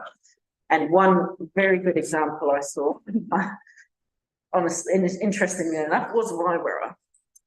And what Wairua did in their consultation document was they showed both models of, so they showed what your rates would have been with these LTP budgets under the previous rating system and what they will be under the new rating system. And they asked for feedback on that matter as well as the budgets as a whole. And I feel like that would cover concerns about people understanding the system. Isn't it next week with this, evaluations aren't due out until February, so hard to model anything really, isn't it? Or for the ratepayer to actually understand what the impact is. So although they're not, the final is not due out till February, and then you have a objection window as well, we can use the indicative data to model for the consultation document. And then your final LTP will be based on the valuations as the latest possible valuation we can use. So you could give an indication of it and say this is could apply in the following year of the LTP. No, it's valid from the 1 July. Okay. But although individual properties might object to their valuation and they might move a little bit. So when you do an objection, you're not going to halve the value of your property when you get the objection agreed to. It's usually moved a little bit up or a little bit down. So it does give us a good enough indication of what the district's property is going to be for the consultation document. Thank you, John. Councillor Palmer. Yeah, I'm well aware there was a lot of misinformation being generated out there, particularly in the Featherston area, and a lot of disingenuous comments that were made. And when I look at the comments on the paper, of the 7 comments there, 6 talk about, it will disincentivize me to look after my property. Now, anybody who spends $1 million or $500,000 on the biggest capital purchase of a person's life, who then says, I'm going to save $300 in my rates by letting my house go to rack and ruin, I think it's just an absolute nut. And so when I look at that, 6 out of those 7 comments on that paper, I completely ignore, because nobody is that stupid. Well, obviously they are, but actually, you know, if you're going to let your one capital asset, and let's face it, most people have one capital asset in their life, it's their house. They think they're going to save $300 or $400 on rates by letting their house fall down. Good on them, let them go. But I don't think we should take that sort of comment. You know, literally take it like a grain of salt and go, yep, you're an idiot, thanks, move on. I think, I'm sure that anyone over there can respond. But there were people who were actively promoting that view. That's why we got a lot of those submissions. I guess So my comment is, did we come do back to enough that point to correct that argument? You're not going to correct it, because so you have a comment? I do. So the other sort of block of feedback that we got on this change was from, or around commercial properties, because I think if you looked at the modelling, the commercial properties, their rates shot up probably more than any others. However, we didn't model, previously we've had a commercial rate. This took away the commercial rate. You've had an urban commercial differential. Did we model rates for commercial properties based capital value against that differential? So, like, whilst it appeared that they shot up. So the examples did show current rates equal with the capital with the differential. So that was a genuine. Yeah. And so the opportunity potentially with this change would be a differential that perhaps corrected them. Sean? Yeah, if I can just help, the issue for commercial properties, I've done a little bit of work for another council, 2 other councils actually, differentials. Currently, you are proposing a non-differential general rate. A significant number of local authorities have a differential on commercial properties on land capital. Generally, on average, around the country, have a differential between 2 and 4 times on commercial properties on capital. One council, it's on land value, that currently has a differential of 4.7 on land value. So the other things that we didn't consider was having, if we remained on land value, what would have an appropriate differential been if we had remained on land value? All we had was your old differential, right? That was two. Sorry. Okay. My work that I've done for other local authorities, I did a work for a large council on their differential, and we were able to justify on roading alone commercial differential of 2.3 capital value for their general rate. The impact of heavy traffic generated from commercial activities across the district. If we then converted that to land value for your option, it would be significant. So what I'm saying is maybe that's part of the work that we bring back. So Next week, I could actually, I've got some really high level data which can be applied to just it's national work that I review. Yeah, just on that, and we've spoken about it in the past, and the bell curve of where our rates are, and we've got outliers on both ends here.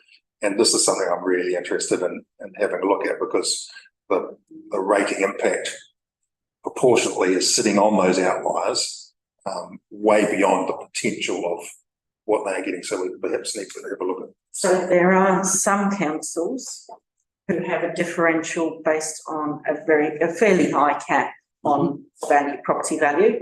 So this would help with those outliers. So for example, we might say, okay, it's everyone has an even capital value based rate until your property is worth, I don't know, you decide 20 million, 30 million, whatever. And then you maybe put a less than 1 differential on those properties to help ease that capital value burden. That is not an option. Yeah. And we will bring that option back. If that actually, there is we have been careful with that, because that value is set as of now, and you need to have a clear rationale why you have that differential. And you need actually to have someone that say, right, let's use Charlie's, what did you say, Pam? What did you say, Charlie? 20 million? 20 million. So you have no one from 15 to 20 million to actually arrive at that figure. And then every revaluation, you would review that amount, because the risk is, and I've seen it happen, that because the valuation changes, that 20 million remains in place. So during the previously they, you might have no one at 15. Or something. Yeah, you might be 5 or 20 or whatever, it doesn't matter, but you've got a big jump between no one between 15 and 20. So 20 is the number. But over a period of revaluations, you've now got a property at 19 million. You've still got the differential of 20. So the property at 19 is paying significantly more than the property with 20. Now, not only that, it's because you've been for so long, rather than having 5 properties over 20, you've now got 25. Open by Councillor Maynard and Councillor Woodcock. So I guess, like reading the information, the feedback and everything, I think there was enough people trying to punch their own numbers and then not being accountants and things weren't necessarily successful.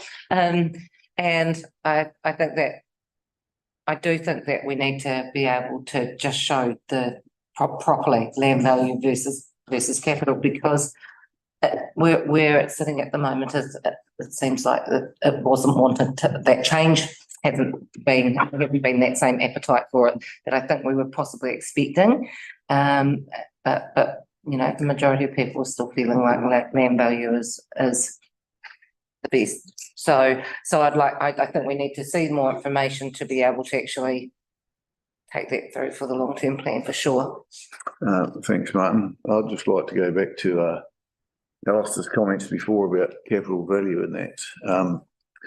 Now, we've had ratepayers take their time and effort to come and submit. Now, Alistair, I don't think we should be sitting around a table in a public meeting calling our ratepayers nuts and idiots. There have been people at this table that have been condemned for less lately. So I think you should apologise to the ratepayers because they got a difference of opinion. Now, I can't speak for all of them, but I presume some of them might not be so much about letting their house go to rack and ruin, but it might put them off putting a swimming pool in or an extension on the house or trying to strive to buy a bigger house or flasher house. But that's all I'll say. Thanks. Councillor Macaulay, then I've got a comment. Yes, I think extra modelling you talked about would be a great idea, but like Councillor was saying, because I know there's some particular cellar doors with large capital value that I think seriously concerned that would mean that they might need to close. I just think more clarity on situation would be really good. Can I just make one comment here, because we did drill down a lot of detail before we even went out to consultation on capital value versus land value, and a lot of these conversations were had at that stage. So we chose to go out, and obviously our preference was on the capital value, but we're revisiting a lot of stuff that we discussed, to be quite honest, in my view. But if we want to drill down a little bit more detail to make a final decision, then obviously that's the way. Yes. One other point, so I'll just take out what he said. I think I've given myself speaking rights. Yeah, sorry, I thought you were stopping. Sorry, no, I haven't started either. Sorry, I thought you were moving on. Sorry, no. I would say that in our consultation document, our explanation around capital versus land wasn't as good as it could have been, and so I think part of the reason we might have got some of the responses we've got is that the sort of discussion and conclusions that you've just referred to don't actually find their way into the document. But it is now true that many of the responses on this particular topic can be divided into what I might call analytic comment that covers the district as a whole. And I think, for example, Federated Farmers' submission was one of those. They talk about that, what is the effect of this overall? There are many other submissions that possibly focus on the individual person making the submission. And I think without drawing Councillor Woodcock's anger in my direction, I think some of those have come off some incorrect assumptions, possibly. Not all, though, because the point that some people have made is that it actually rewards land bankers is actually a point that I put out quite early on too. And I thought my conclusion at that point was that if we're going to have capital rates, we should have some other mechanism that penalises or punishes land bankers. But I sense that I didn't get a lot of endorsement for that. So I think, normally I would be tempted to say that where people have responded basically, 1/3 in favour, 2/3 against, I'd normally be willing to think maybe we made the wrong decision. We obviously either haven't explained it very well or actually people are just opposed to it, full stop. But I do find myself in agreement with the observation that some of the objections haven't necessarily been as well thought out or as encompassing of what happens across the district. And this brings me to my second point.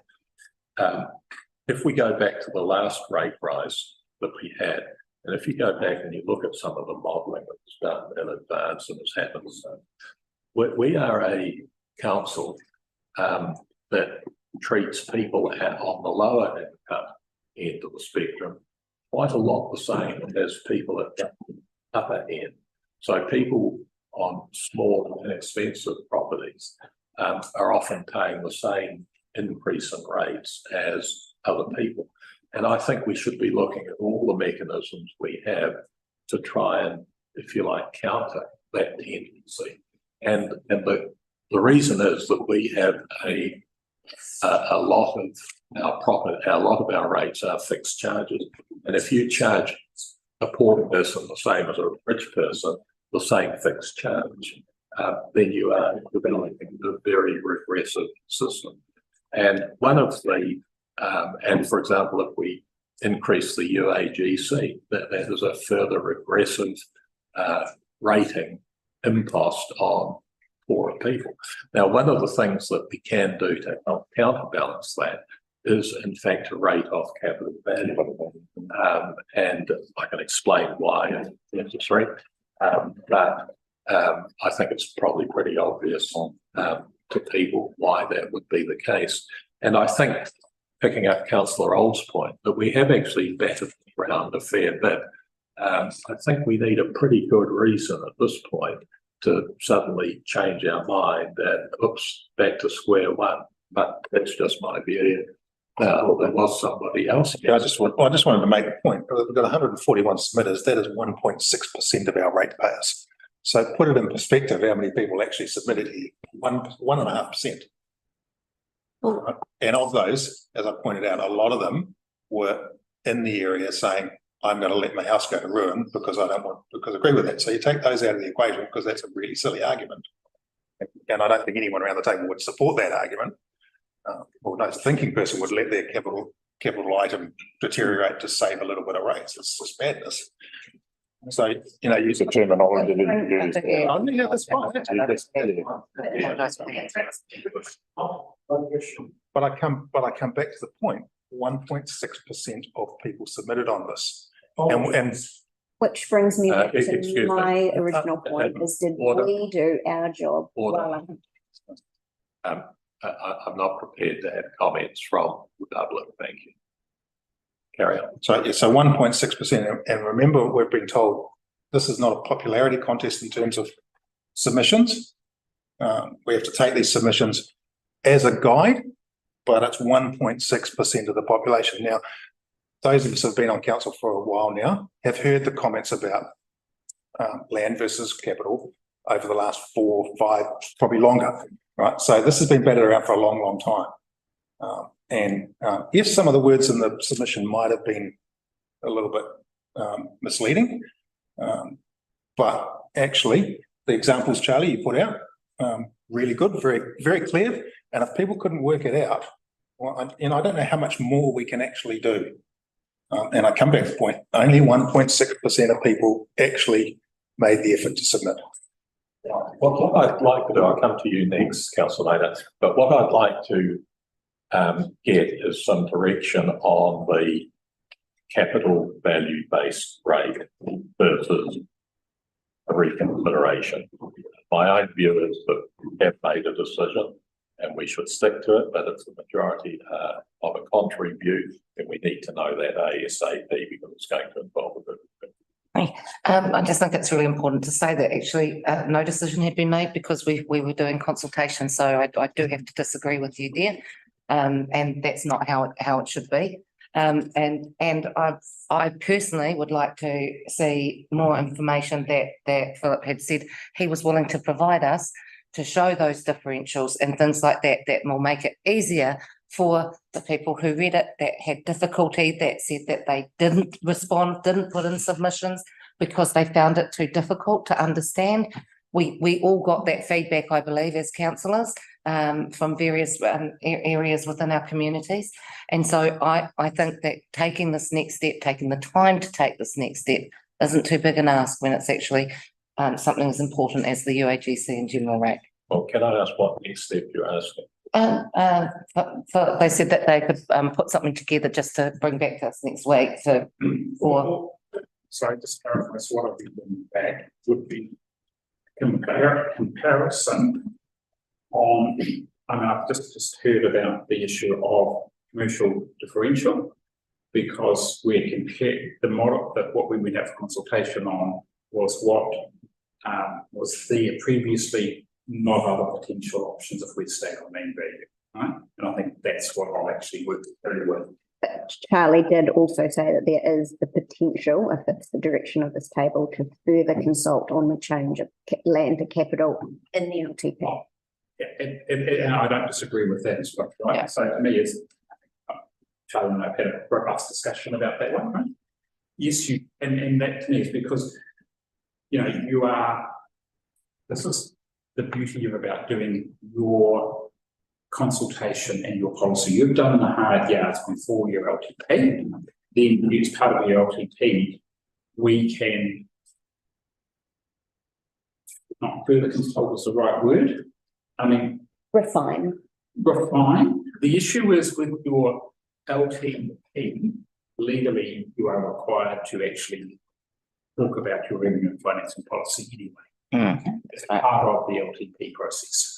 So I'm saying we have done all of the consultation, and you can explain more of your rationale and other information as part of that LTP. It's not the primary purpose of the LTP. No. It's a supplementary purpose to the LTP. And if you've got to be really careful as part of that process that you make it very clear this is supplementary, not primary purpose of the LTP. Otherwise, all you'll hear from is the rates policy again, whereas you've got some other significant factors that you want to talk to your community about. So we'll be careful about that. Okay, so You as councillors, what I'd like to do is to get to hear from those councillors who haven't actually had the chance to, or have. Can I just ask a question before you do, because I pick up on what people are asking us to consider. Charlie, can you just tell me at the moment that our assumptions and our modelling is based on capital value? That's the work that you've done, because that's Model, yes. that was the direction that you were given from this council. It's okay, yeah, just make that point clear. Councillor Woodcock, have you got a further observation you wish to make about, or particularly the final 3 dot points, capital versus land? I think I've definitely linked towards the capital value side of it. Councillor Gray, I don't know if you can hear, but do you have some concluding thoughts, please? Yeah, so one of the things, sorry, my connection dropped out for a little bit, so I don't know if this came up, but I do feel when we talk about, you know, the submissions that we got on this, that possibly people didn't have the right amount of information or the right knowledge to submit in a way that, you know, we think was appropriate. Maybe that's because we have spent the year engaging in closed doors workshops, and that if we'd been open to the public and they'd been along this journey with us, it would have been a little bit different, possibly. I know when we've sat around the table and looked at this, it's been fairly clear as we've walked along this that capital suits our district a little bit better than land value. And I know that, you know, it affects everybody differently, but I guess when I look at the spread across our district, we've got some of the you know, the poorest of the poor, and we've got some of the richest of the rich. And when we're looking at increasing costs, you know, coming up over a number of things, having a policy that's not so much targets, but would capture the people who are more likely to be able to continue to afford their rates without having to give up food or insurance or, you know, making other costs cuts. I think that we would be better served going to that. So my favour would be on moving to a capital value rate rather than land value. And I don't know that continuing to consult and continuing to put resources into it would necessarily give us a different outcome, being that what we're really saying there is we want more people to agree with what we already think. But yeah, that's just kind of my thoughts. Councillor Macaulay. Yes, I just would like to clarify the what I was asking Charlie next to do was more to look at the not sure what I would say, but the various levels to make sure it was fair for the businesses. I was questioning going back to consultation. I mean, on whether it was rates, capital or land value. I was still supporting rates. I'm just unfair that wasn't the word used in the brackets on the valuation that some businesses could be clobbered really unfairly. That's all I was looking at. No, I'm in favour of that capital. Councillor Fossey. Yeah, I'm in favour of the capital. And I was just looking back through this strategic document that we put out, and it was pretty clear there, I think, that how you would individually be affected was made. It was in the document. It was, you guys did an amazing job of actually putting all that information in there. You can see how it affected you directly, personally, on that. So I think to say, people weren't really fully aware, probably a bit disingenuous. But I'm sitting on the capital value. Councillor Plummer.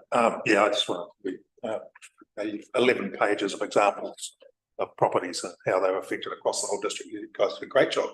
I'm sitting on capital. I have been for a number of years. Haven't looked at it. Deputy. Just to clarify, when I said we didn't help our community understand, that was a reflection of the engagement that was done at a community level, not a reflection of the maths. But for me, if my community is saying I didn't understand, and that's a reflection that I didn't have, or I didn't clarify. I must admit, I had an opportunity to speak to a number of people throughout this consultation process, and pretty much the understanding was a little vague initially, but when you gave some examples, and I thank Charlie and that for providing the information as well, because we were able to refer to that as that exercise, and capital came out on top as far as I was concerned. Yeah. I'm still the same as everyone else around this table from the sounds of things. I believe that capital is probably the best reflection of what to help our communities. But I do want to agree with you, Martin, what you said, that this is the time that we can possibly look a little bit further, because there are some who within our communities that this is, they're living on a pension with nothing else coming in. That is what they've got to live on. And once they pay their rates, they're not having enough food. And, the food banks can see it. We know it's out there in the community. So if there's any other way that we can look at helping, is always really positive. Okay, so I think there is a majority for sticking with the capital value basis. Martin, could I just say, Charlie, did you want to? So your emission policies again is where we would look at helping those people, and I think pointing people towards us. We always want to hear from them to try and help people pay their rates, and more communication on the fact that there are tools to help people with. We've been trying to push that. Okay, so if we come then to the bottom dot point, which is the currently no differentials identified. I think the nub of this is if you have a commercial differential or not. Does anybody wish to debate that? You were going to come back with some examples. Yep. That's what I'm so currently we don't have differentials. The question of we'll bring some, and I think the issue that I heard was what would a commercial differential mean? Also doing some other work with other councils, what would a similar differential look like, just to confirm your preferred option having no differential. Good idea. And then if we come up to the third dot point, or the second dot point at the bottom, where it talks about the fixed charge 20 to 30%, modelled on 25% at the present time. I presume the question to debate here is whether we have that range, or whether we have a fixed number as specific. Is that the real issue, or? So be careful of having a fixed number because inflation quickly erodes that, and it also removes your ability to be flexible with that 30% cap. Right. So a range gives council much more flexibility, and don't forget you that will set that percentage each year. And 30% is the legislative max, so there's no point debating that. And that's why we don't go to the full. I know that you said just says inflation. Why don't we go to 30%? Going back to Mayor Connolly's point of the higher your fixed charges, the more regressive your rates are.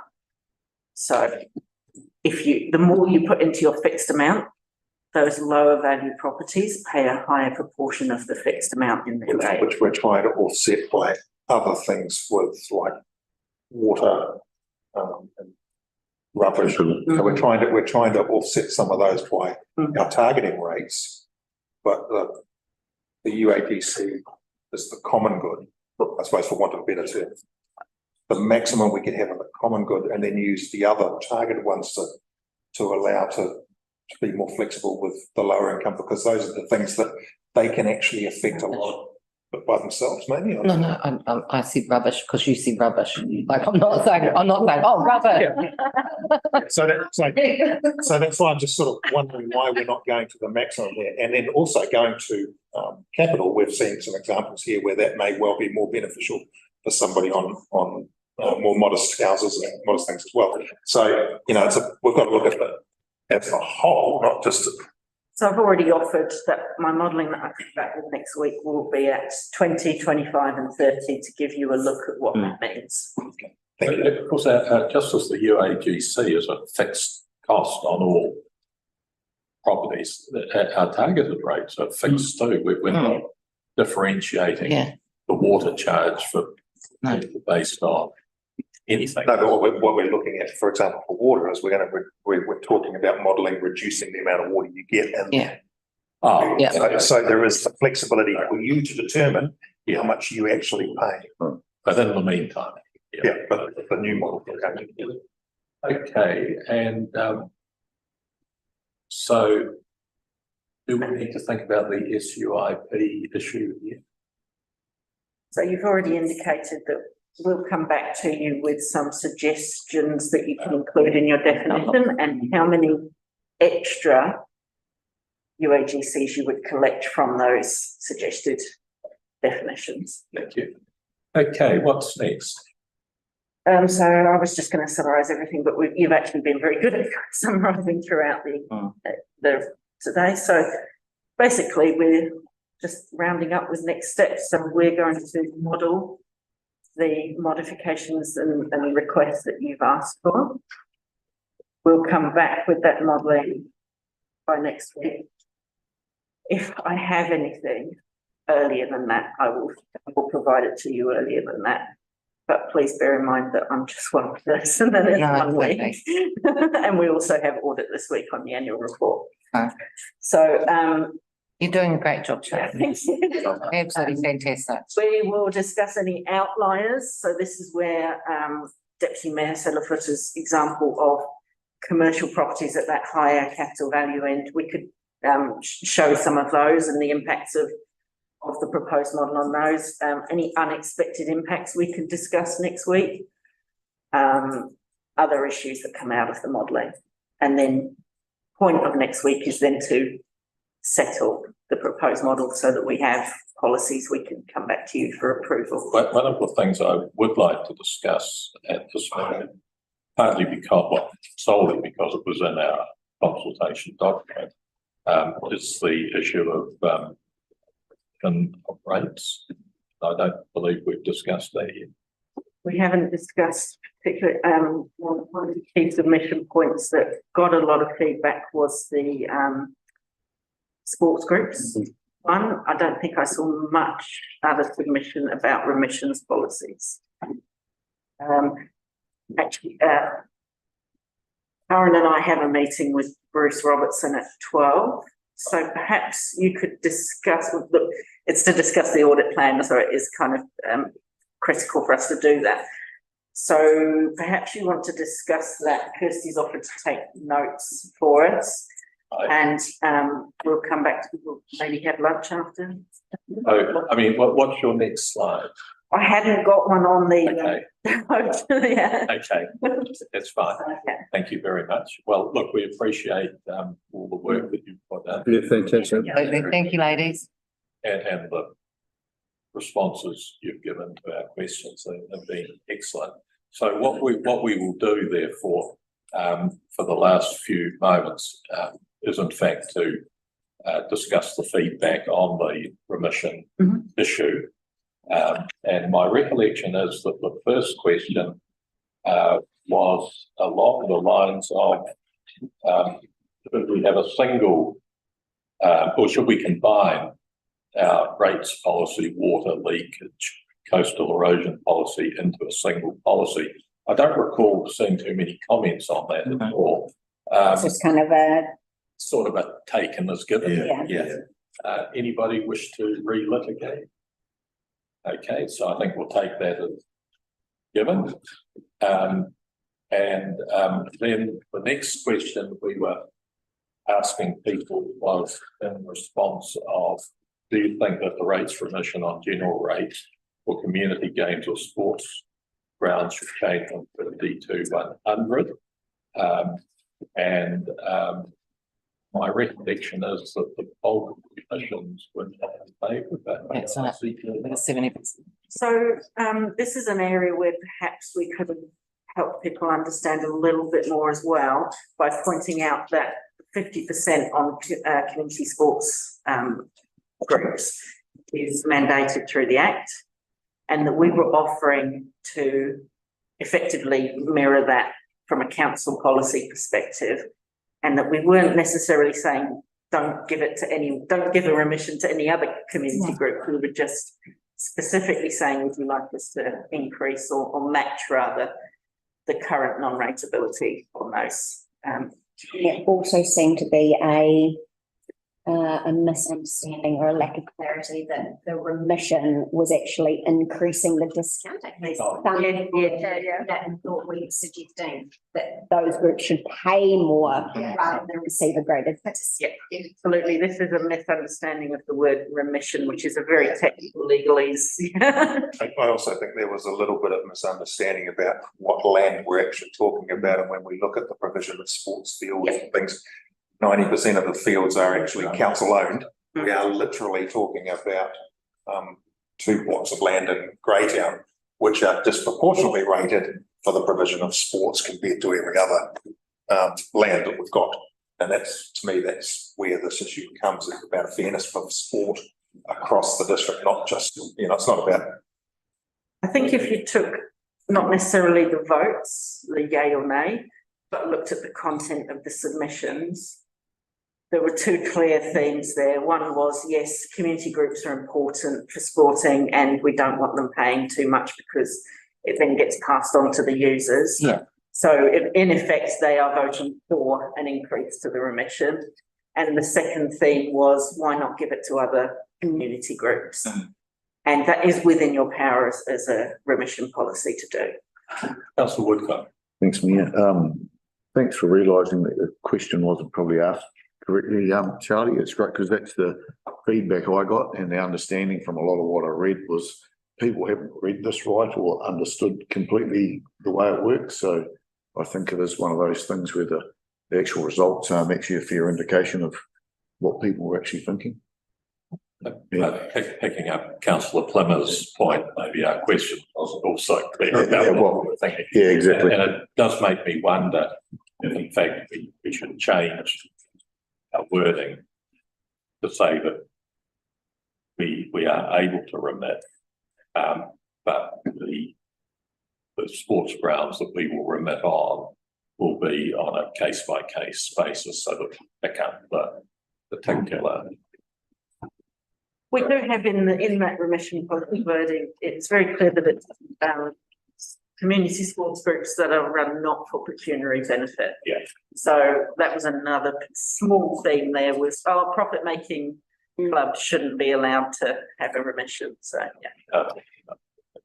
So then there was a question about draft remission of postponement of rates on Maori freehold land. I've just slipped my mind what the general views. So not many people submitted on that one. A lot of people skipped that question. And those that did submit comments didn't seem to understand that there was a legal requirement for that remission. So, yeah. So we probably don't want any change there then. No. We'd be breaching the act if we did. Pretty much. Jail. You'll go to jail. Okay. Yeah. Okay, very much. So I think that is probably a place just to invite last thoughts, conclusions. Philip, what's your? I haven't given yourself too much work for next week. I'm just worried about Charlie's workload. No? Charlie and I will be having a discussion as soon as this meeting is. We all worry about Charlie's workload. Yeah, we are. As soon as we have concluded to work out, to map our calendar when we can get it to you. I'll get you all working in my Tudor kitchen at the end. Take some of my workload on my. Probably the same, I mean, I'm comfortable where council is at the moment. I've got nothing further to add. Right. Excellent.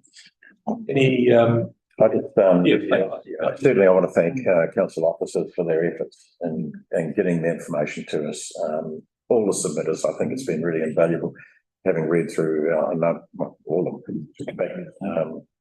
But I think the process is always a bit arduous because no matter which way you look at it, it has an impact on some greater than others. Next week is really important that we resolve to take the direction where we're going to go. Yeah. Thanks, Scott. okay. Philip, will you be back with us next week? I will indeed. He loves it. Yeah. I'm actually in your northern neighbours on Wednesday. Oh, you won't have us. Middle Featherston he's going to. Oh, that's. Gold. Councillor McCauley. Told me that we were his favourite council. There we go. Everyone. Councillor Gray, got anything to add? Oh, yeah. Okay, so in that case, I shall conclude with a concluding karakia. Kia whakahaerea te tapu. Kia wātea ai te ara. Kia taruki whakatahi ai. Kia taruki whakatahi ai. Omi e hui e. Thank you, everyone.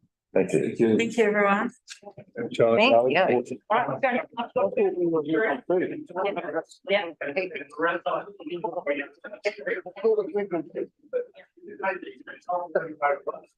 Yes.